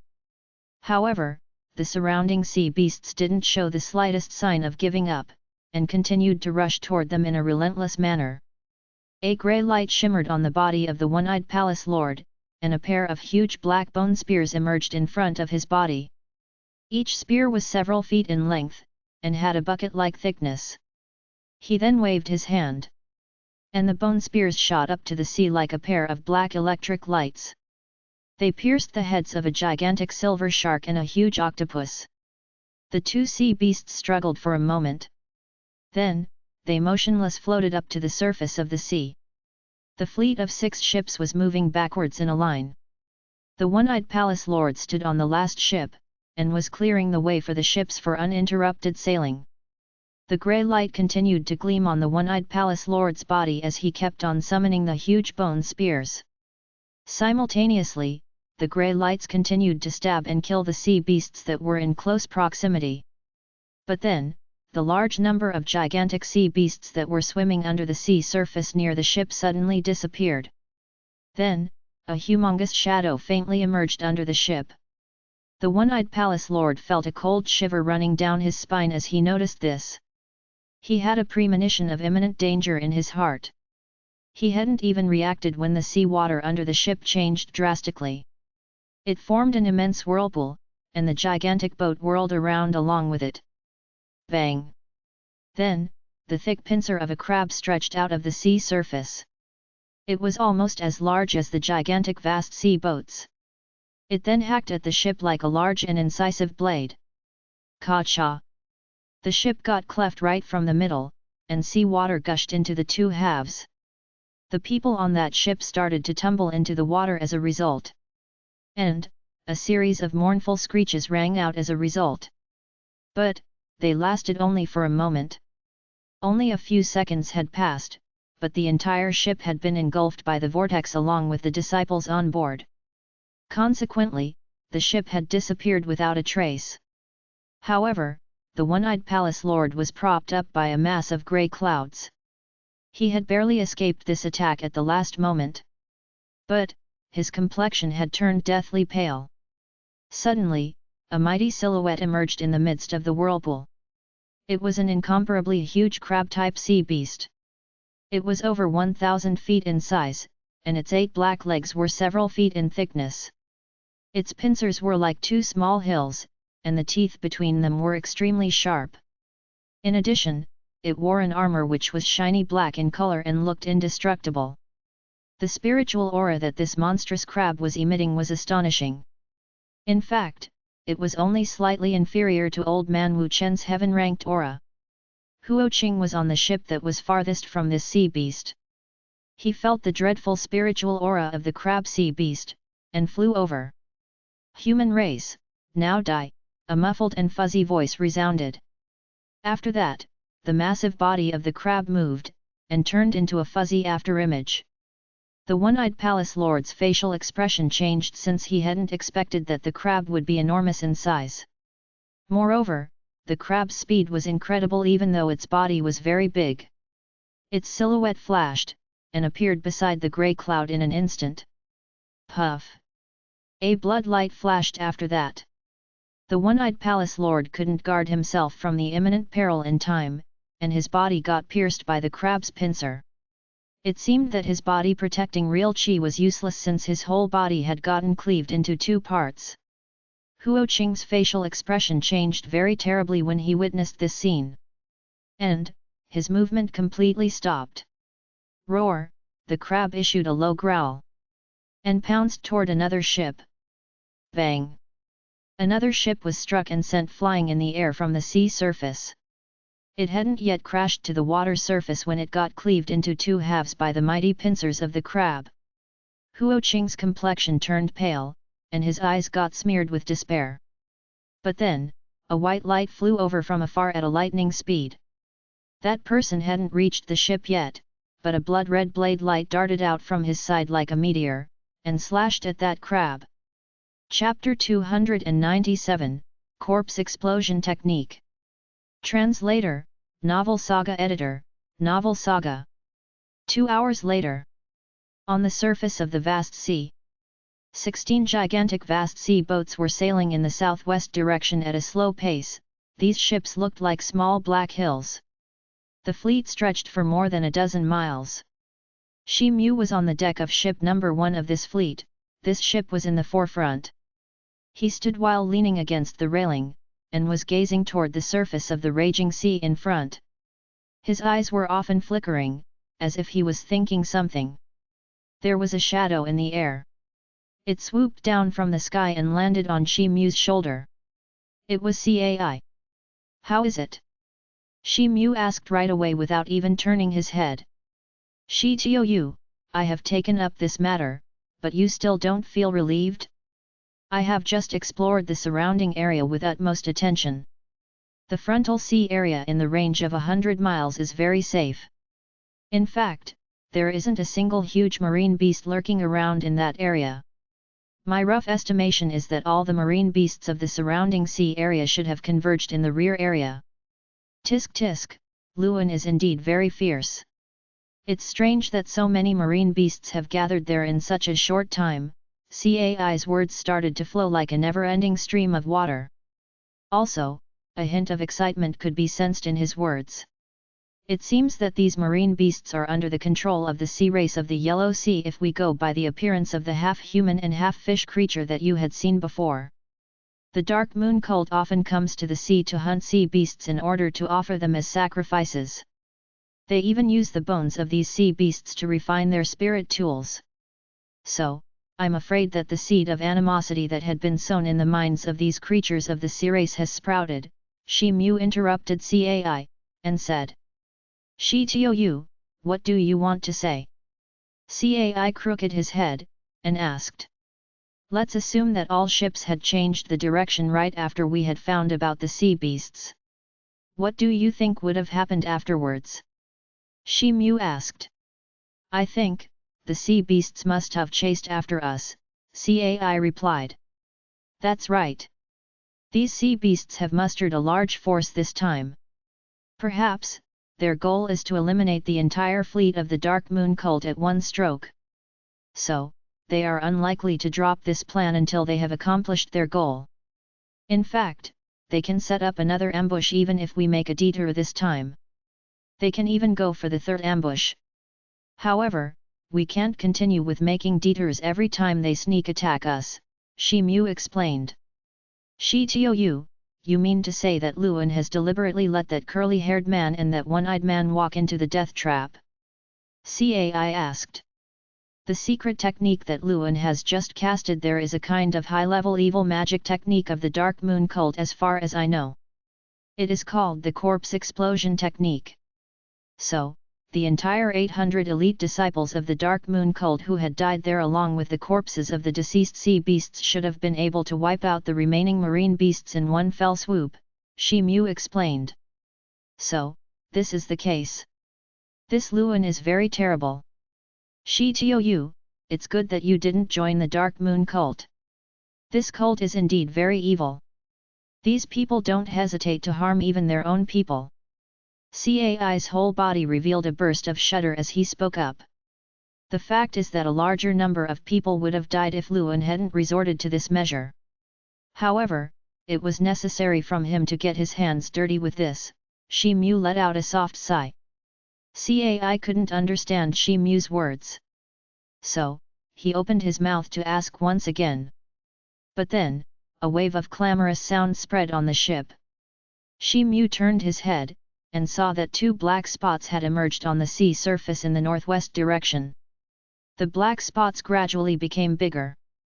They were two vast gigantic boats which were galloping in their direction. Shi Mu's eyes glistened with a smear of golden radiance, and he swept his gaze over the two ships to observe the situation. The surfaces of the two hill-sized ships were covered with numerous traces of the fierce battle that they had gone through. Shi Mu saw that Luan stood on the bow of the ship that was in front. He was attired in a pale white robe, and there was a look of indifference on his face at the moment. Huo Qing also stood behind him. His complexion appeared extremely pale. The arrogant and domineering attitude that Huo Qing had exhibited before had disappeared without a trace. A few silhouettes flew over from the rear ships while piercing through the air, and landed on the deck of the ship number 1 where Shi Mu was. They were Difeng, Pang Yu, and 3 other palace lords. Everyone gazed at the two ships in the distance, and noticed that the miraculous glow on the surface of those two ships had dimmed very considerably. Everyone revealed different facial expressions, but none of them spoke anything. The two ships reached after some time. Luan sprang up while floating in the air, and landed on the deck of the ship number 1. Huo Qing slightly hesitated. But then, he also flew over in the same manner. Difeng, Pang Yu, and the 3 other palace lords gathered around as the two landed on the ship. Shi Mu also saw this scene, but didn't follow them. Huo Qing, where is Palace Lord Wu? Where are the 4 other boats? Difeng's complexion looked ashen as he looked at Huo Qing, and asked in a cold manner. Huo Qing didn't dare to make eye contact with Difeng. His face went red, and he didn't utter a word. It was already too late by the time I got there. Palace Lord Huo's fleet had been ambushed by a large number of marine beasts. Several Earth-ranked marine beasts were also among the ambushing group.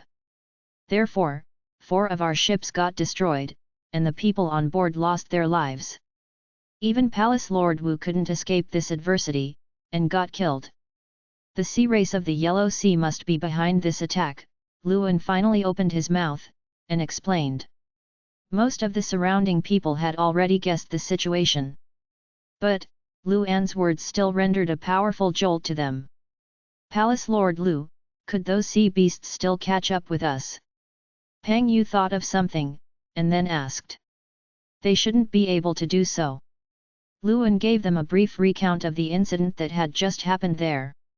He told them that he had made use of the corpses present on the scene to initiate the process of corpse explosion technique.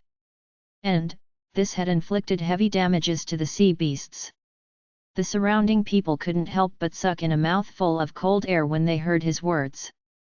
The corpse explosion technique was regarded as a high-level magic technique. All the moon-ranked soul magicians who were present on the scene had also learned this technique. They knew that this technique could be applied to a fresh corpse only. Moreover, the destructive might of this technique was directly proportionate to two things: first, the number of corpses that would be exploded. Second, the strength that those people had possessed before their death. The basic principle of this technique was that the real chi or magic power stored in the dantian of the corpse was denoted to trigger an enormous destructive force. However, exploding more than 1,000 dead bodies by using this corpse explosion technique sounded a bit atrocious. It was such a high-level technique that nobody on the scene could have attempted it alone. The fact was that this technique would be very effective even if a large number of Earth-rank sea beasts would attack. But, there had only been a small number of Earth-rank sea beasts among the sea beasts that they had just encountered. The majority of these corpses had been disciples of the Dark Moon cult. But, Luan couldn't be blamed for whatever he had done since those disciples were already dead. In fact, he had removed a lurking peril by doing this. I acted willfully and arbitrarily. I Huoqing am ready to receive punishment. Huoqing raised his head, and said at this moment. Palace Lord Huo wanted to reach the western continent a bit earlier, but only for the sake of our cult. But, they bumped into such an unfortunate incident. And, it will be difficult to convince the people if he is not punished. Palace Lord Peng and Palace Lord Di, these two ships are given under your care. As for Palace Lord Huo, he will reflect upon his mistakes in seclusion on ship number 1. He will also get enough time to recuperate from his wounds during this time. And, he will atone for his guilt by good acts after we have set foot in the western continent. Luan said. Yes. Peng Yu and Difeng complied. Thank you so much, Palace Lord Lu. Huoqing didn't harbor any hostile feelings against Luan's decision to strip him of his power. Instead, he appeared to be somewhat grateful towards Luan. Shi Mu stood not far from them. He threw a glance at Luan, and the gleam of a strange look flashed through his eyes. But, it quickly disappeared without a trace. Well everyone, get into position. No mistakes will be allowed hereafter. Luan commanded. All palace lords present on the scene complied in unison. Chuyang City, the prosperous capital city of the ancient Xixia country, portrayed a catastrophic post-war scene at this time. The human corpses that had accumulated in the city had been disposed of by now.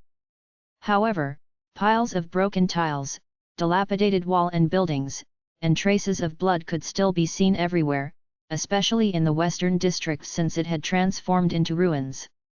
It was probably because it had been under the direct control of the Dark Moon cult. The horrifying battle that had occurred that day could be seen from this particular area. However, there was a building in western Kuang Street of the eastern district that was still in good condition, as if it hadn't suffered the adversity of the war. This building was Heavenly Wu Arms Shop. A young girl stood on a rocky street near the Heavenly Wu Arms Shop at this time. She was clad in light green clothes, and her face was covered with a soft veil. The elegant eyebrows of this girl were tightly knitted at this moment. The things that she had seen during her journey had made her feel uneasy in her heart. Suddenly, a gust of wind blew over, and lifted her veil. It revealed the face of a heavenly beauty that could blow off anyone's mind. She was none other than Zhongxiu. There was an enveloped letter in her hand. She pondered for a moment, and then walked in the direction of the shop's front door with light steps. 3 months later, early in the morning. The bright sun hung in the sky. The wind was calm. This could be considered as good weather, which was hard to come by at sea. Over a dozen gigantic vast sea ships were sailing on the Yellow Sea in a long queue.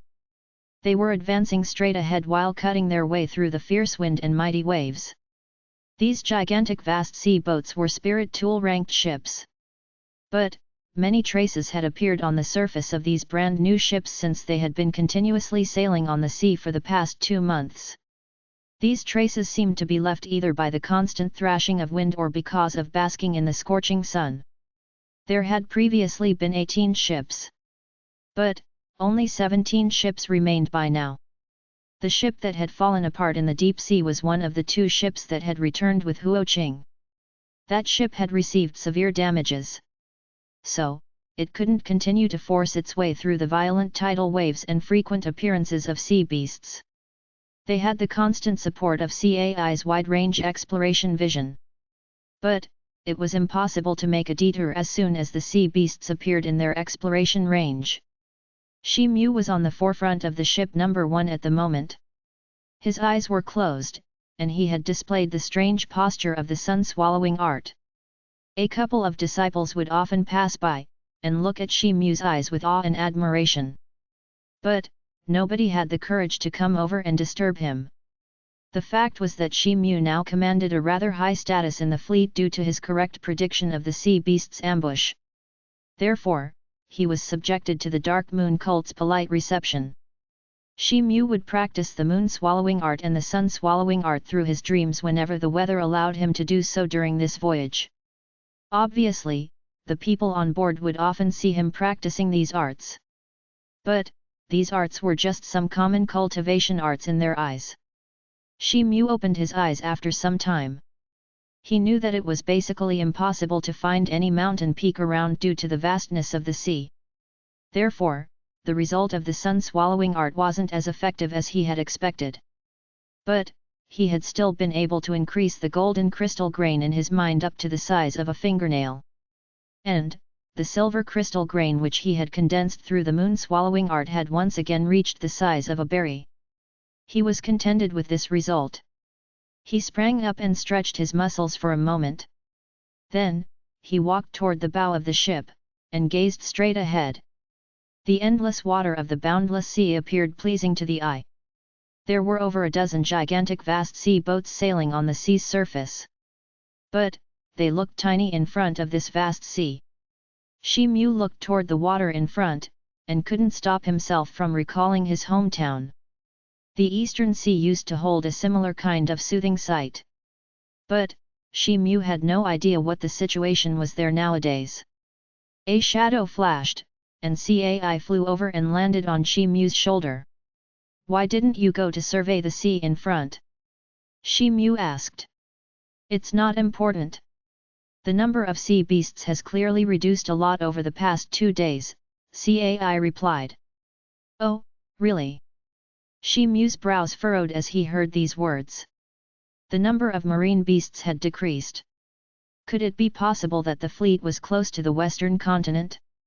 "Brother Shi, you are awake," a voice echoed from behind him at this moment.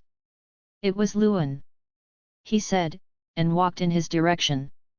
Cai turned his head, and took a quick look at Luan as he heard the voice. He then spread his wings, and flew up. Then, he landed on top of the ship's sail. "Brother Lu," Shi Mu turned around, and greeted him. "Oh, it seems that Cai still doesn't like my appearance." Luan walked over, and stood beside Shi Mu. Then, he raised his head, and cast a glance at Cai as he said. "Brother Lu, you are taking this matter very seriously. Anyways, I have asked Cai to go and explore the frontal sea area," Shi Mu said. Chapter 298, Massive Black Thing. Translator, Novel Saga Editor, Novel Saga. Cai is very laborious. Our voyage has been smooth so far, and it's all thanks to him, Luan said with a mild smile. His words had emerged from the bottom of his heart. Cai's gaze could penetrate through the water and see the depths of the sea. In fact, his vision was far more effective than the magic tools that they had originally prepared for exploring the surrounding area. Brother Lu is very modest. Oh, by the way, I just heard Cai say that the number of nearby marine beasts has significantly reduced over the past few days. Could it be possible that we are very close to Western continent? Shi Mu asked. It should be the case. Our cult had some records related to the Western continent. And, those records suggest that we should be close to the coastal area of Western continent at this time. Luan seemed to be recalling something while he was speaking. We will reach soon.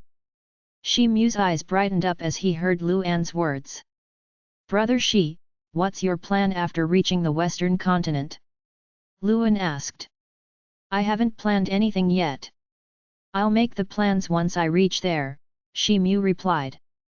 The two exchanged a few more words. After that, Shi Mu found an excuse to return to his room. Lu An's words soon came true. A black line had appeared in the front horizon after the fleet had sailed for 3 days. All the people on board burst into cheers and acclamation. After all, people who were familiar with the sea area knew that it was a coastline. Shi Mu stood at the prow of the ship. His eyes were smeared with a faint golden gleam.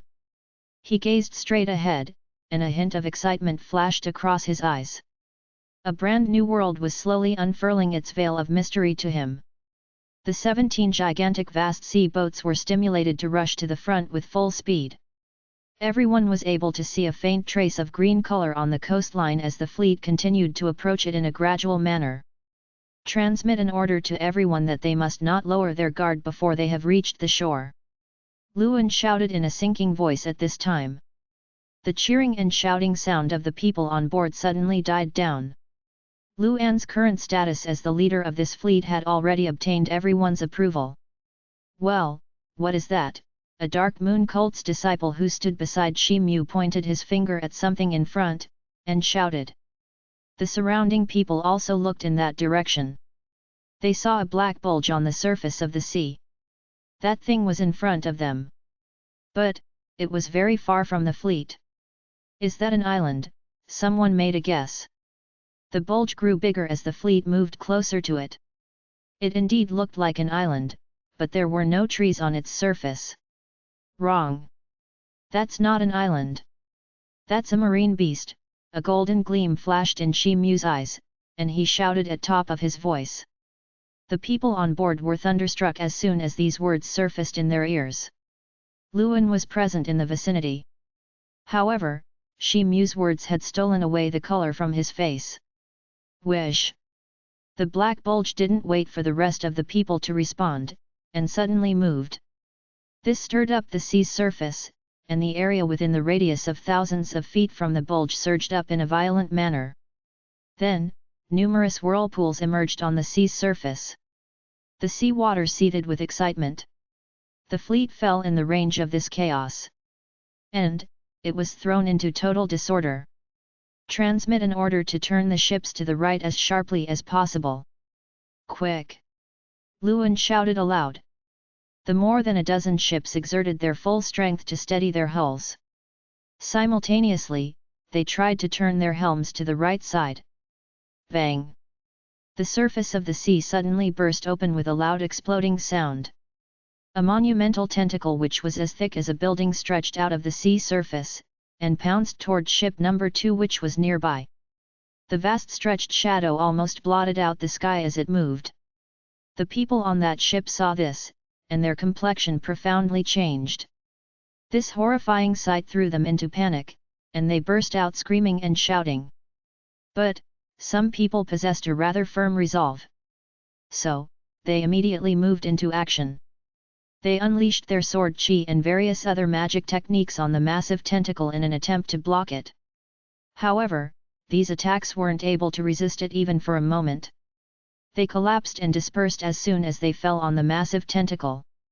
In fact, they couldn't even leave the slightest trace on that tentacle. The gigantic tentacle was about to slam down onto the ship. But then, a layer of white light dazzled on the ship's surface, and condensed into a light curtain to resist the tentacle.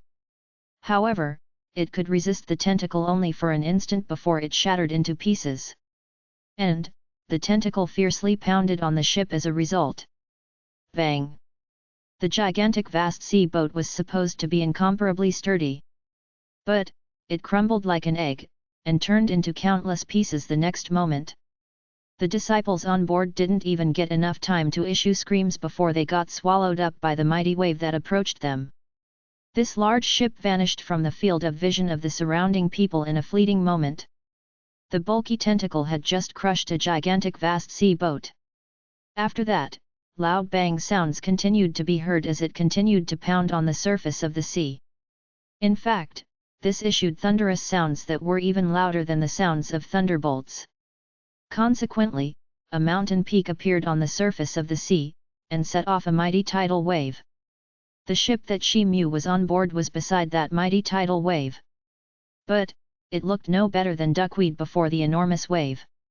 Suddenly, the ship got rolled up by a huge wall of water, and pushed to another side. And, the hull of the ship was sent flying in the air by the impact. The people on that ship were also sent flying by this impact. Then, they fell heavily back on the ship. There were many people who had been standing at the edge of the boat. Those unfortunate people were thrown off the ship, and into the sea. Shi Mu grasped onto the ship's railing with one hand, and held onto it like a magnet. He had held onto the ship in such a firm manner that he hadn't gotten thrown off the ship even though the hull had been rising and falling in a crazy manner. What is this monster? There was an appalled look in Shi Mu's eyes at the moment. He had seen many gigantic sea beasts during this voyage. However, he hadn't seen such an unimaginably huge one. Bang! The surface of the sea burst open again, and another bulky tentacle stretched out. It darted toward ship number 1 where Shi Mu was located. Shi Mu's facial expression changed. He was about to take an action. But then, a long and loud shriek spread from beside him. And, Luan shot up to the sky. Then, a huge blood-red bolt of silk flew out of his body, and hacked at that bulky tentacle. Puff! A huge wound got split open in that tentacle, and blood puffed out. However, Luan's body had also received a powerful jolt, and had been sent flying back toward the rear. A roar which was permeated with anguish spread from the surface of the sea. After that, the wounded tentacle withdrew, and returned to the sea with a whiz sound. Then, a loud rumbling sound was heard, and the surface of the sea tumbled in a violent manner. After that, a massive silhouette emerged from the sea surface in a slow manner. The size of this beast was beyond imagination. Also, this gigantic marine beast had a strong resemblance to an octopus. The massive body of this beast looked like a gigantic mountain peak. Innumerable whirlpools emerged on the sea surface whenever it brandished its 10 thick tentacles. Its mighty spiritual pressure was similar to the oppression of a mountain. Shi Mu was profoundly shocked. His eyes went wide open. Whoosh! A series of silhouettes flickered in the air one after another the next moment. A total of 7 silhouettes had appeared in midair in a short period of time. And, Luan was among them. These 7 people were the remaining 7 palace lords of the Dark Moon cult. Apparently, the octopus sea beast had sensed the powerful spiritual pressure that was being released by these 7 people in the air. Hence, its dancing tentacles had stopped their movement with a low roar from its mouth. The complexion of the 7 palace lords looked pale at the moment. Their group comprised of 7 people, but the size of the monster in front of them was insanely large. Therefore, there was no certainty that these 7 people would be able to get hold of this beast even if they joined forces against it. We will have to act together to pin down this gigantic black beast so that the fleet can escape. Luan shouted in a loud manner. Then, his heavenly ghost banner released a splendid blood-red light as he wielded it toward the octopus beast. The other 6 palace lords also moved into action. Some of them released their spirit tools, and some summoned their spirit pets from the dead spirit world. Then, they pounced toward the octopus in unison. As for the remaining 16 vast sea gigantic boats, could they dare to stop here even for a second? They immediately fled toward the coastline in front. A disciple on Shi Mu's ship turned his hand, and took out a green magic charm. He then mumbled something, and flung that magic charm high up in the air. A puff sound was heard. The green magic charm ruptured, and generated a gust of wind. The wind inflated the huge sail of the ship, and accelerated the sailing speed of the ship by 2 times. After that, the ship dashed toward the coast. The people on other ships also exhibited a similar action, and the 16 ships sailed away at a lightning speed. Shi Mu heaved a sigh of relief. He then looked toward the rear. Waves of loud sounds were constantly spreading like a muffled sound of thunder. Also, the water on the sea's surface seemed to be flaring up and raising mighty waves every now and then. The octopus had been tied up in a battle by Luan and his team. However, It brandished its 10 thick tentacles, and set off bursts of hurricanes and strong winds at this moment. The winds were so powerful that they suddenly blew away all the palace lords, even though all of them were either an earth-ranked or a moon-ranked powerhouse. Only Luan and Huoqing were able to resist its blow. The other 5 palace lords didn't even dare to touch the tentacles. They could only take advantage of their small stature to move swiftly, and dodge the attacks. In addition, they would launch attacks from time to time to hold down the octopus as much as possible. Luan's whole body was enveloped in a layer of blood-red light at the moment. The spiritual power of the heavenly ghost banner had suffered a severe damage in his battle with old man Wu Chen. However, its power seemed to have recovered after it had been nurtured in warmth for a period of time. Suddenly, it transformed into a large blood-red horsewhip, and started to hit the tentacles of the octopus in a continuous manner. Consequently, several huge wounds appeared on the tentacles of the octopus, and it started to bleed from those wounds. These wounds were fairly large, but they still couldn't stop the octopus. These ordinary wounds were good enough to render acute pain to the octopus. However, this rather infuriated the octopus even more, and it issued bursts of furious roars. Then, its tentacles started to flutter in the air at even faster speed in an attempt to kill these despicable people. These 7 people were either Earth-ranked or Moon-ranked powerhouses. Each of them had their own means for self-protection. Consequently, the octopus couldn't hit even a single person even though it continued to thrash at them in a frenzied manner. But then, 2 clusters of dim lights suddenly appeared in the depth of the octopus's tentacles, as if 2 eyes of the sea beast. These lights were several feet in size. "Be careful, it might be planning an attack," Luan shouted. His voice had barely faded when a hole split open under the octopus's eyes. After that, a big ball of pitch-black liquid was shot out from there. It sent forth a pungent odor that felt very unpleasant to the nose. The black liquid then spread out in all directions, and shrouded the surrounding area in the range of hundreds of feet. Luan and the others were startled since this attack couldn't be evaded. But then, various kinds of rays of light lit up on the surface of their bodies, and condensed into a body-protecting halo. However, this black liquid's corrosion quality was extremely powerful. So, it easily contaminated the body-protecting halo of these people. A chi-chi sound was issued as the halo started to weaken at an alarming speed. The octopus issued a hissing roar, and waved its tentacles. Its tentacles blotted out the sky as they whipped towards the people.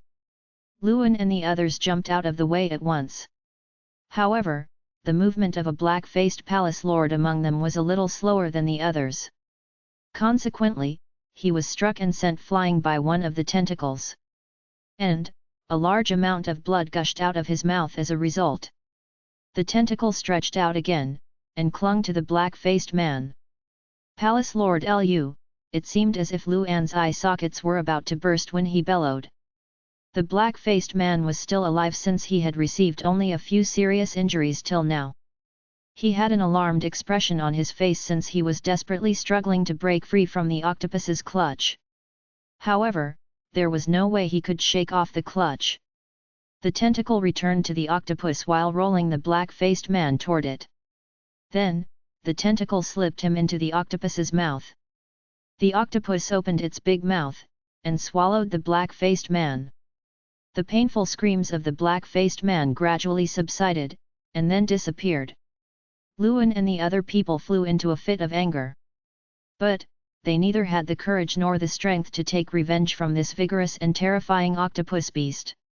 The octopus had just devoured one person. And, it was apparently thinking of spouting a mouthful of foul odor once again.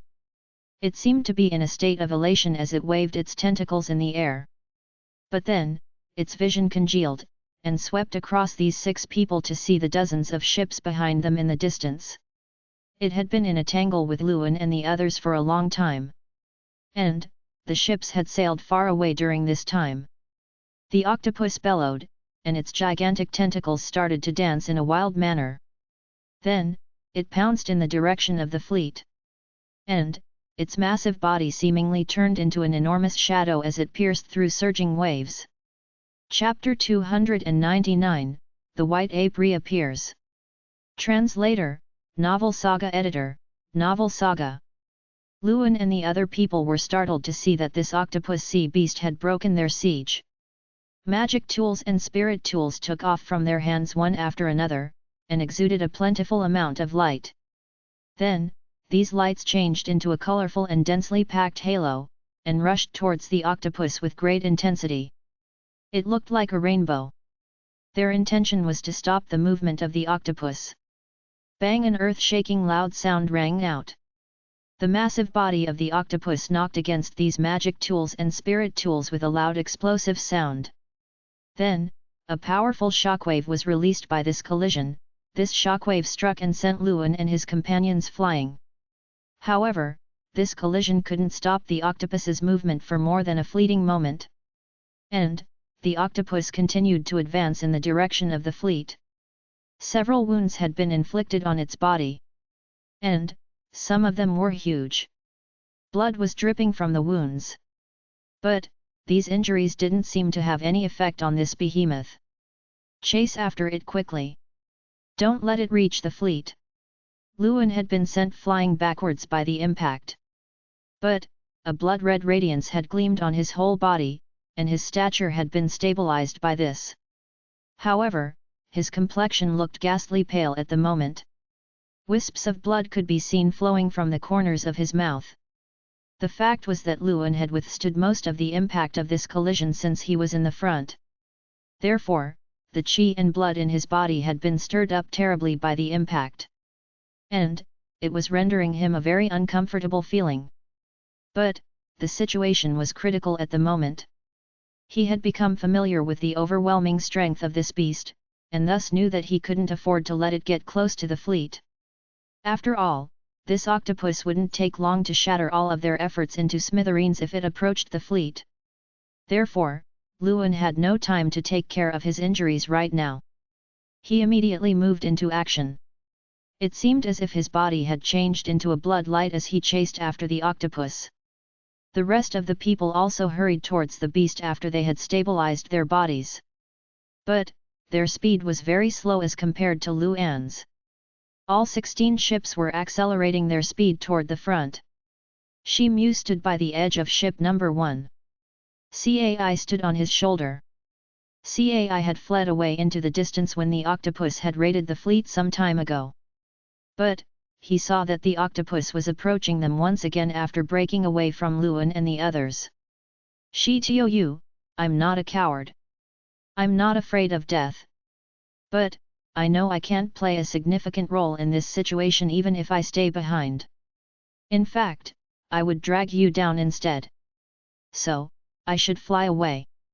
Cai cast a glance at Shi Mu, and said in a low tone. Well, I don't blame you. Shi Mu was in the midst of speaking when a sudden gust of wind attacked him from behind. And, his facial expression changed as he looked in a certain direction. A massive dark shadow suddenly took a turn, and whipped the sea surface. The greater half of its body was submerged in the water. It dashed to catch up with the fleet. Simultaneously, its massive body streaked a huge gully on the sea's surface when came in contact with it. That's not good, that monster is chasing after us again. Hurry up, and escape. Other people on board also saw this, and exclaimed in fear. Shi Mu's pupils shrank as he saw that Luan and the others were behind the octopus sea beast, and were rushing over with all their might. However, it was clear that they would be too late to stop the beast. Cai, you run away. Shi Mu wore a solemn expression on his face at this moment. He extended his hand, and grabbed Cai from his shoulder. After that, he exerted a huge force, and flung Cai in the direction of the sky. Cai hadn't even reacted when he suddenly found himself flying toward the clouds. He was in a state of shock when he saw himself getting farther and farther away from Shi Mu. However, he then gazed at the octopus sea beast that was approaching the fleet at an alarming speed. After that, he fluttered his wings, and flew straight toward the sky. Meanwhile, a tumultuous situation had already erupted on all 16 ships. A miraculous glow flashed on a few ships which were relatively closer to this octopus. In addition, there were some people on board who possessed flying magic tools, magic charms or other flying magic techniques. Those people had already started to stimulate their respective flying means since they wanted to run away from the ship.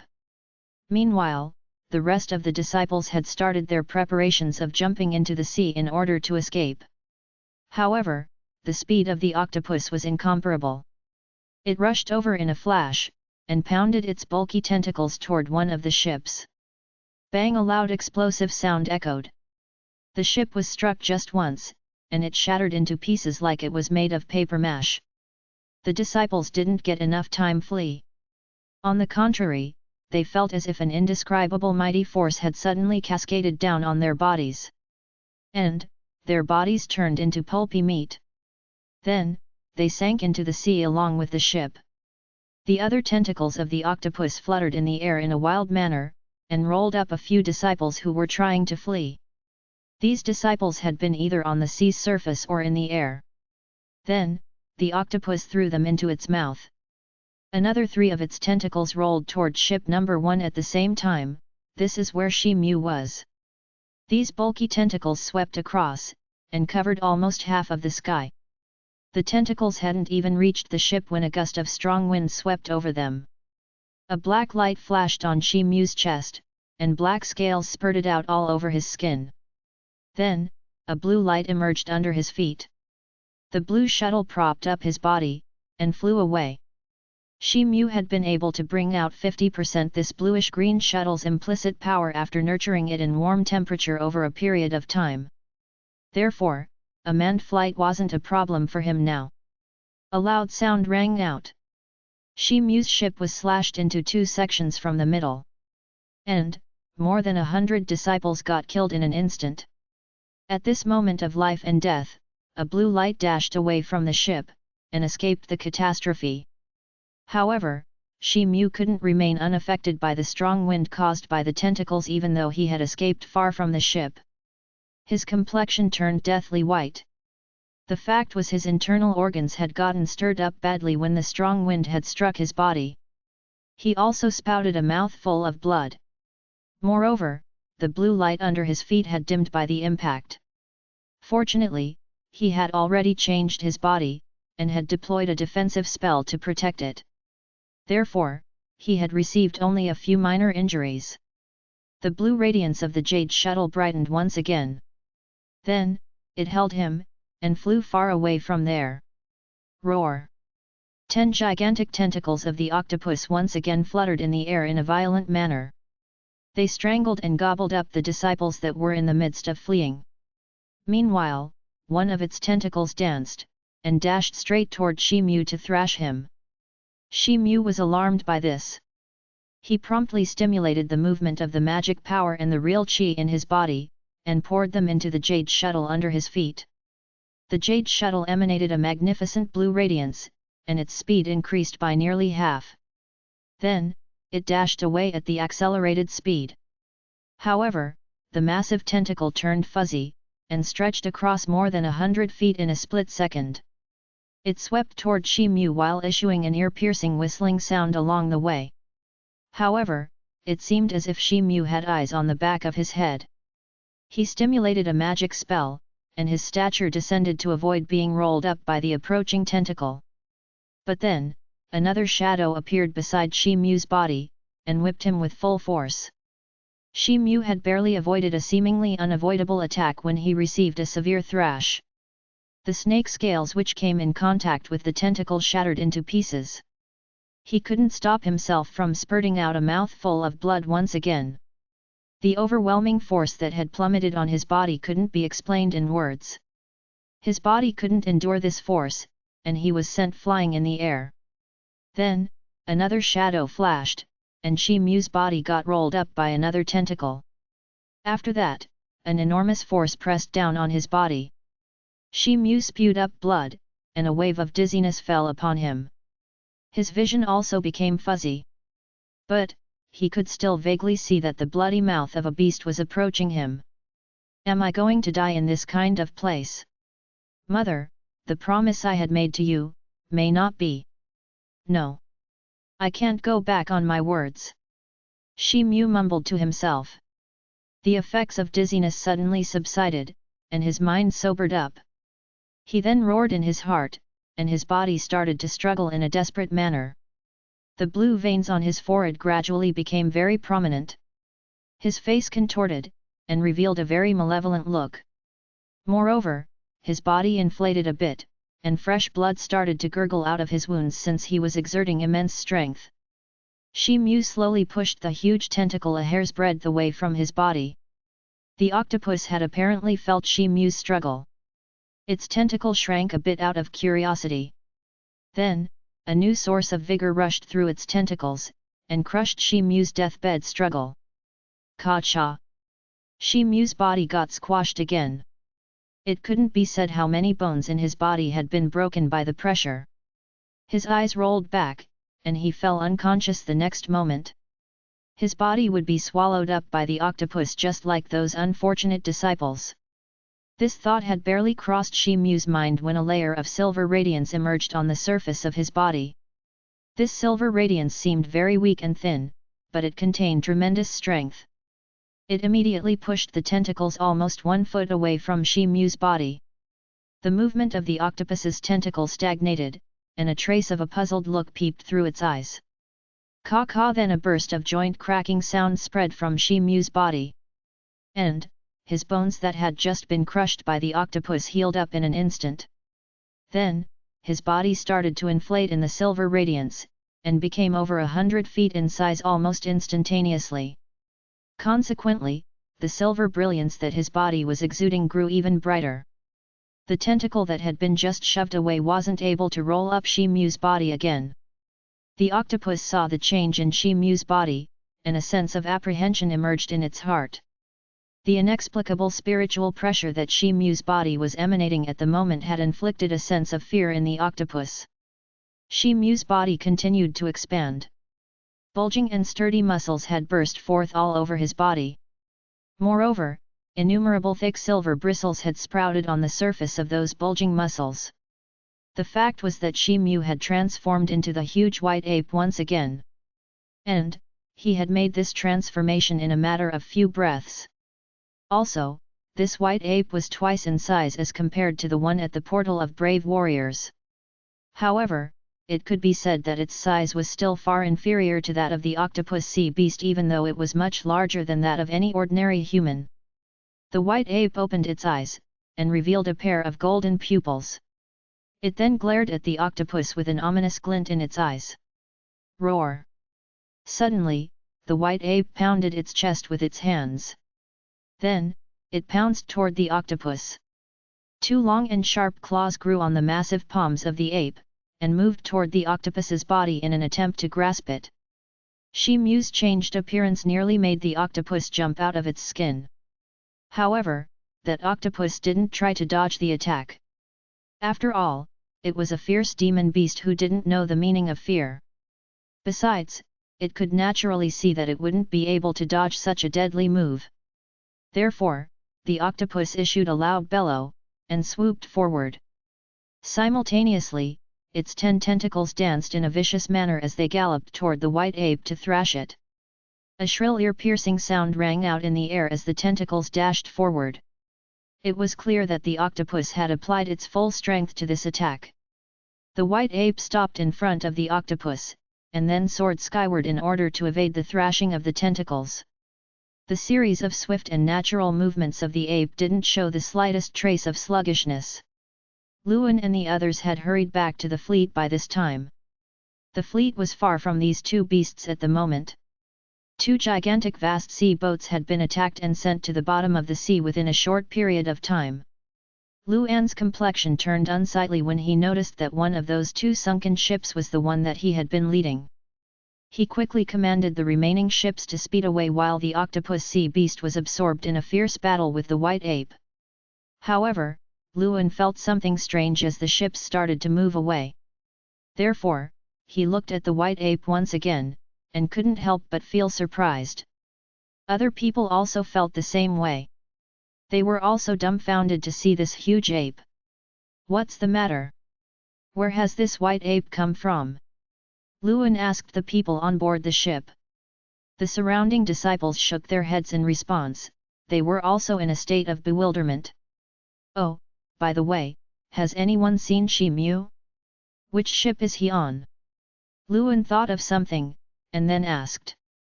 Not a single person of that ship could escape. He must have died as well, a middle-aged disciple replied. Luan's brows creased when he heard these words. He then let out a sigh after a moment. Shi Mu was undoubtedly a very formidable warrior. But, he hadn't reached the earth-ranked. So, it was normal if he had died at the hands of that dreadful octopus beast. On a certain ship, Ho Sai Lei and Yu Yi looked at the scene in front of them with an astounded look on their faces. Then, Ho Sai Lei started to look toward the nearby water in an anxious manner. It seemed as if he was looking for someone. Mighty waves were surging and tumbling in the vicinity of the fleet. So, how could he see a person's silhouette amid this chaos? It's useless to look for him. Brother Shi is unlikely to be alive. You have also seen the frightening attacking power of that octopus. Even the group of 7 palace lords that included Luan hadn't been able to contend with this beast. In fact, Palace Lord Lu met a violent death in that battle. Yu Yi looked into Ho Sai Lei's eyes, and said with a sigh. Ho Sai Lei glanced at Yu Yi, and his lips creased into a wry smile. The fact was that a part of Ho Sai Lei's spirit was still locked in that spirit-capturing bead that was in Shi Mu's possession. And, that spirit-capturing bead wouldn't have been able to stay intact in case Shi Mu had been killed. Therefore, Ho Sai Lei knew that he would have been done for if that had been the case. However, Ho Sai Lei couldn't share this matter with Yu Yi, he could only pray for Shi Mu's safety and survival. Chapter 300, Bloodbath. Translator, Novel Saga Editor, Novel Saga. A black figure and a white figure were in the middle of an intense battle on the sea's surface. They were very far from the fleet, but the people on board could still hear their spine-chilling bellows reverberating. The white ape was barely 1/10 the size of the gigantic octopus sea beast. But, it had a very vigorous stature. It was jumping and rolling all over the body of the sea beast in a very nimble manner. Moreover, it seemed that it had the potential to exhibit more courage in this battle. The intense magic power waves would often burst forth, and stir up the already unsteady sea surface. In fact, the intense magic power would set off 1,000 or more feet high mighty waves every now and then. These waves were so high that they seemed to be reaching the sky. Also, gusts of fierce hurricane-like wind would often shoot up to the sky. It would seem as if they were connecting the earth to the sky. However, this had left the nearby sea area to submerge in an abyss of darkness. Some of the octopus sea beast's tentacles were repeatedly attempting to shoot down the white ape. But, they had been failing to touch the ape even once. Meanwhile, the remaining tentacles were dancing in a frantic manner, as if they were about to unleash the second wave of attacks. Surprisingly, the white ape went closer to one of the nearby tentacles instead of moving away from them. Then, it stretched out its long and muscular arms, and grasped that bulky tentacle. After that, a tyrannical look gleamed in the white ape's eyes. The bulging muscles of its sturdy arms stuck out as it exerted its full strength to rip apart the tentacle. A loud chee-chee sound was heard. That incomparably large tentacle of the octopus was torn into 2 sections. Consequently, a spurt of fresh blood rushed forth, and sprayed out everywhere in an unrestrained manner. It then dyed the surrounding territorial water dark red. The white ape still hadn't let go of the huge and wiggling tentacle. Therefore, it got drenched in the fresh blood which seemed to be raining down from the sky. The ape's appearance seemed terrifying at the moment. In fact, it seemed as if an evil spirit of hell had taken a rebirth. It was giving off a kind of ominous and inexplicably stern spiritual aura. Roar! The octopus sea beast issued an excruciating roar. Simultaneously, its eyes got suffused with a crazy and bloodthirsty expression. Then, a spurt of blood gushed into its eyes, and made them bloodshot. Its massive body then pounced toward the white ape. It hadn't even reached the white ape when its two tentacles swept toward the white ape at a very fast speed. In fact, the speed of the tentacles had doubled. The white ape could dodge only one of the tentacles this time since the tentacles had been shot at an incredibly fast speed. Consequently, the other tentacle wound around the ape's body, and tightened its grip on it. The white ape raised its head skyward, and issued a loud roar. Then, its arms made a desperate effort to break free from this clutch. But, the white ape didn't succeed. However, the white ape's body was considerably strong. Therefore, the octopus's tentacle couldn't crush it to pulp. Suddenly, the trace of an ominous glint flashed across the white ape's eyes. It stretched open its large mouth, and started to bite at that tentacle with its incisive teeth. The octopus loosed its grip owing to the acute pain inflicted by the nasty bites. The white ape saw this, and his eyes glistened with a magnificent golden gleam. But, the brutal look in its eyes became even more intense as this happened. It then rushed forth, and grabbed that tentacle which hadn't retracted yet. Then, it jumped downwards. Plop! The octopus got pulled down into the sea by the white ape. And, a loud crashing sound was heard as the two beasts smashed into the sea together. Bang! The sea's surface flared up, and set off layers of monstrous waves. A tentacle or a part of the white ape's body would often emerge from the sea in the following time. This would trigger even more turbulent waves on the sea's surface. Palace Lord Lu, the intense battle between these two mighty monster beasts indicates that they are nearly on the same level. We are not. The red-browed Palace Lord Difeng walked over to Luan, and said. The sudden appearance of this white ape is indeed strange. It can't be said that this ape has come to help us out of this turmoil. But, we won't be able to escape by sheer luck in case it suffers a defeat in this battle. Transmit an order that all ships will forge ahead at full speed. Our goal is the Western continent. A hint of hesitation appeared on Luan's face when he heard these words. But, his vision congealed after a moment, and he said. All ships, change the direction of the bow, and leave at once. Proceed straight toward the Western continent, the red-browed man shouted at top of his voice. Some people wanted to question this order. But, none of them dared to oppose Luan. The miraculous glow on the surface of the remaining 12 ships flashed, and the ships accelerated in the direction of the distant coastline. Meanwhile, CAI was still hovering in the air. The sea area behind the fleet had turned into a spectacular mess owing to the overwhelming waves. Intermittent bursts of muffled thunder like bellows were spreading from time to time. These were seemingly the unrestrained effects of the fierce battle that was taking place in the sea. CAI's eyes revealed a hint of anxiousness. He hadn't left this place like Luan and other people. Instead, he had stayed back, and had continued to hover in midair. Bang! A loud earth-shattering sound was heard. The sea surface burst open. And the octopus emerged from the bottom of the sea along with the white ape. The octopus had sustained several severe injuries over its body. More than half of its tentacles had been broken off, and many deep wounds had been inflicted on its body by the white ape's claws. Fresh blood was gushing out those wounds in torrents. The blood had dyed half of its body red. The white ape didn't appear to be in a good condition either. Many parts of its body had been corroded, and fairly large wounds could be seen on those parts. Even its furry skin had been peeled off. Blood was streaming out from the places from where its skin had been peeled off. The octopus was blazing with fury. It waved its remaining tentacles, and flung them toward the white ape once again. The white ape was gasping for breath at the moment. It seemed that it wouldn't be able to continue. However, it still managed to dodge the attack. The octopus seemed to have sensed the fact that the ape was very tired. So, it issued a series of howling sounds in a fit of excitement. Then, a layer of blue radiance bubbled up on the surface of its body. And, its remaining tentacles turned water blue. The tentacles were swinging in the air in a controlled manner at the moment. It seemed as if they were the arms of a human. Buzz buzz. Suddenly, a layer of blue light gleamed on the sea's surface in the vicinity of the octopus.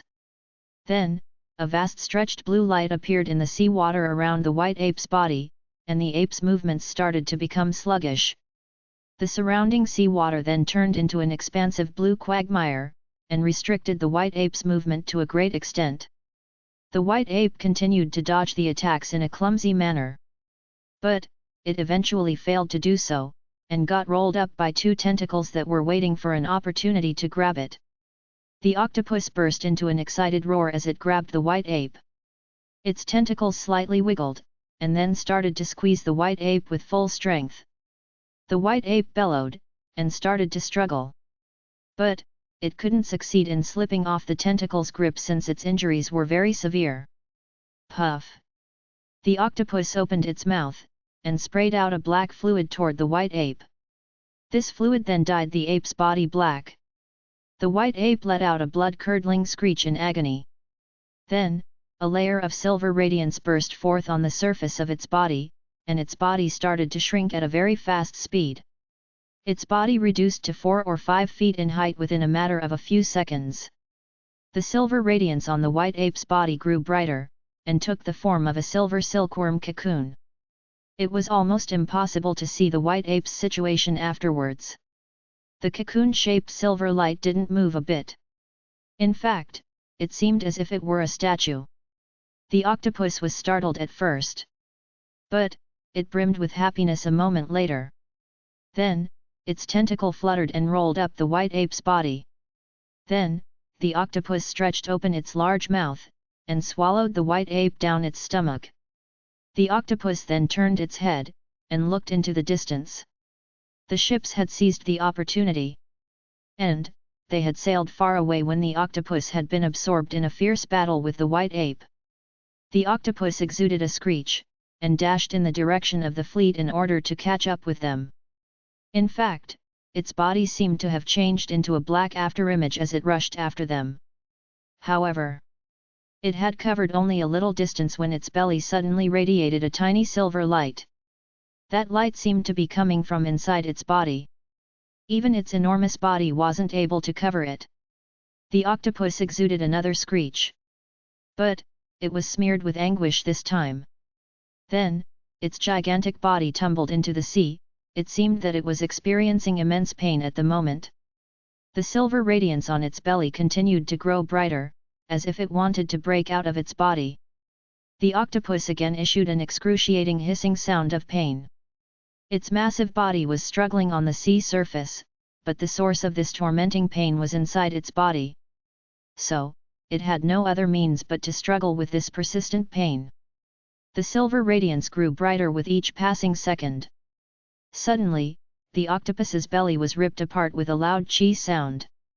Then, a mass of silver light shot out of its belly, and flew in the southwest direction like a meteor.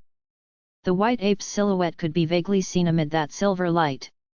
Its body was hardly 20 feet in height at the moment. The octopus exuded a frightened screech with all of its might. However, a hint of relief and extrication could also be felt in its screech. A big hole had been split open in its underbelly.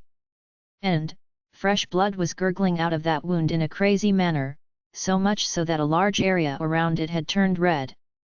The internal organs of the octopus could be seen through this wound. It could be said that it had sustained a very serious injury. The fleet was far from this place. In fact, it had nearly disappeared by now. The octopus let out a low roar, and dropped the thought of chasing after the fleet. Then, it slowly sank into the sea, and disappeared without a trace. Cai still lingered in midair. He flapped his wings, and flew in the direction of the fleeing silver light. It seemed as if he himself transformed into a stream of light as he chased after the silver light. Bluish-green waves were rippling everywhere on the surface of the deep blue sea.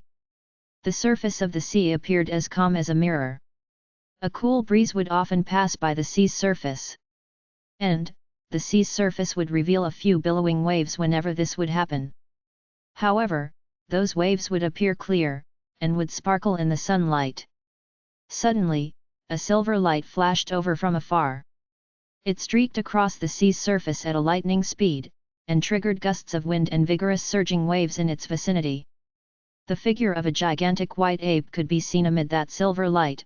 It was 30 or 40 feet in height. Its whole body was wrapped up in a layer of that translucent silver light. However, many parts of its body looked wounded at this moment. And, its white fur had been dyed red by the constant flow of blood from its wounds. The white ape didn't seem to be paying attention to its injuries as it continued to rush forward. However, it would frequently turn around, and look behind it with a glimmer of fear in its golden pupils. Suddenly, a golden light emerged behind it, and started to pursue it at an astonishing speed. It was much faster than the white ape's fleeing silver light. And, it was catching up with the white ape rather quickly. The silhouette of a colorful robed Taoist priest could be seen in that golden light. His beard and hair were entirely white. Also, 3 strands of long beard were beading his chest. He held the handle of a snow-white time glass. This time glass seemed to comprise bone powder. There was a massive golden dragon under this old man. It was 2,000 feet long. It had 9 long heads, and a slender build. It was galloping forward like an electric current while carrying the colorful robed old man. This colorful robed old man bore an infuriated look on his face at the moment. He was gazing at the white ape ahead in a resentful manner. Roar! The golden dragon looked at the white ape in front from under the old man, and the pupils of its eyes revealed a gleam of extreme hatred. Suddenly, one of its middle heads opened its big mouth, and spurted out a beam of golden light toward the white ape. However, the white ape seemed to have sensed the imminent peril. Therefore, its fleeing silver light immediately shrunk a bit, and narrowly evaded the beam of golden light. The colorful robed old man let out a cold snort as he saw this. Then, he waved his sleeve, and a beam of multicolored light darted out. The speed of that light was so fast that it caught up with the white ape in a flash. There was a string of round white beads in the midst of that light beam. Each bead was as big as a duck's egg. They all were sending out multicolored rays of light at the moment. The white ape appeared to be extremely afraid of this bead. It tried to move aside, and dodge the beads. However, it couldn't dodge the beads completely, and its shoulder got scratched by the beads. Ka-cha! The white ape's shoulder got smashed by the beads, and its blood and flesh scattered in all directions as a result. The wound was so deep that even the dense bones of the ape could be seen through it. In fact, one of its arms had almost been broken by this blow. Puff! A mouthful of blood flowed out of the white ape's mouth. Its huge body then smashed into the sea water, and sank to the bottom of the sea. It seemed to have lost consciousness. A cold gleam flashed through the old man's eyes, and he waved his sleeve again. And, that string of multicolored beads turned into multicolored rays of bright light once again. Then, these lights flew into the sea, and struck the white ape on its head. It seemed that this string of beads had been shot with an intention of crushing the ape's head to pieces. However, a golden light flashed above the white ape's head at this moment, and revealed the ancient golden book. Crash bang! The golden book opened up on its own. Then, its pages turned by themselves, and stopped at a particular page. That page contained an extremely complex pattern that rather seemed like the formula of a magic charm. The pattern exuded splendid brilliance, and a mass of golden light enveloped the white ape's body. Then, the white ape's body vanished into thin air along with the golden ancient book with a flash of light. The colorful robed old man's complexion profoundly changed when he saw this. He then stood up on the 9-headed golden dragon, and looked around. There wasn't a single person in sight in the surrounding territorial water. It seemed that the white ape had disappeared without a trace. The colorful robed old man's brows creased tightly. He waved his hand after some time, and recalled that string of multicolored beads. Then, he patted the 9-headed golden dragon under his body. The golden dragon burst into a loud and reluctant howl. But, it still turned around, and galloped in the direction that they had come from.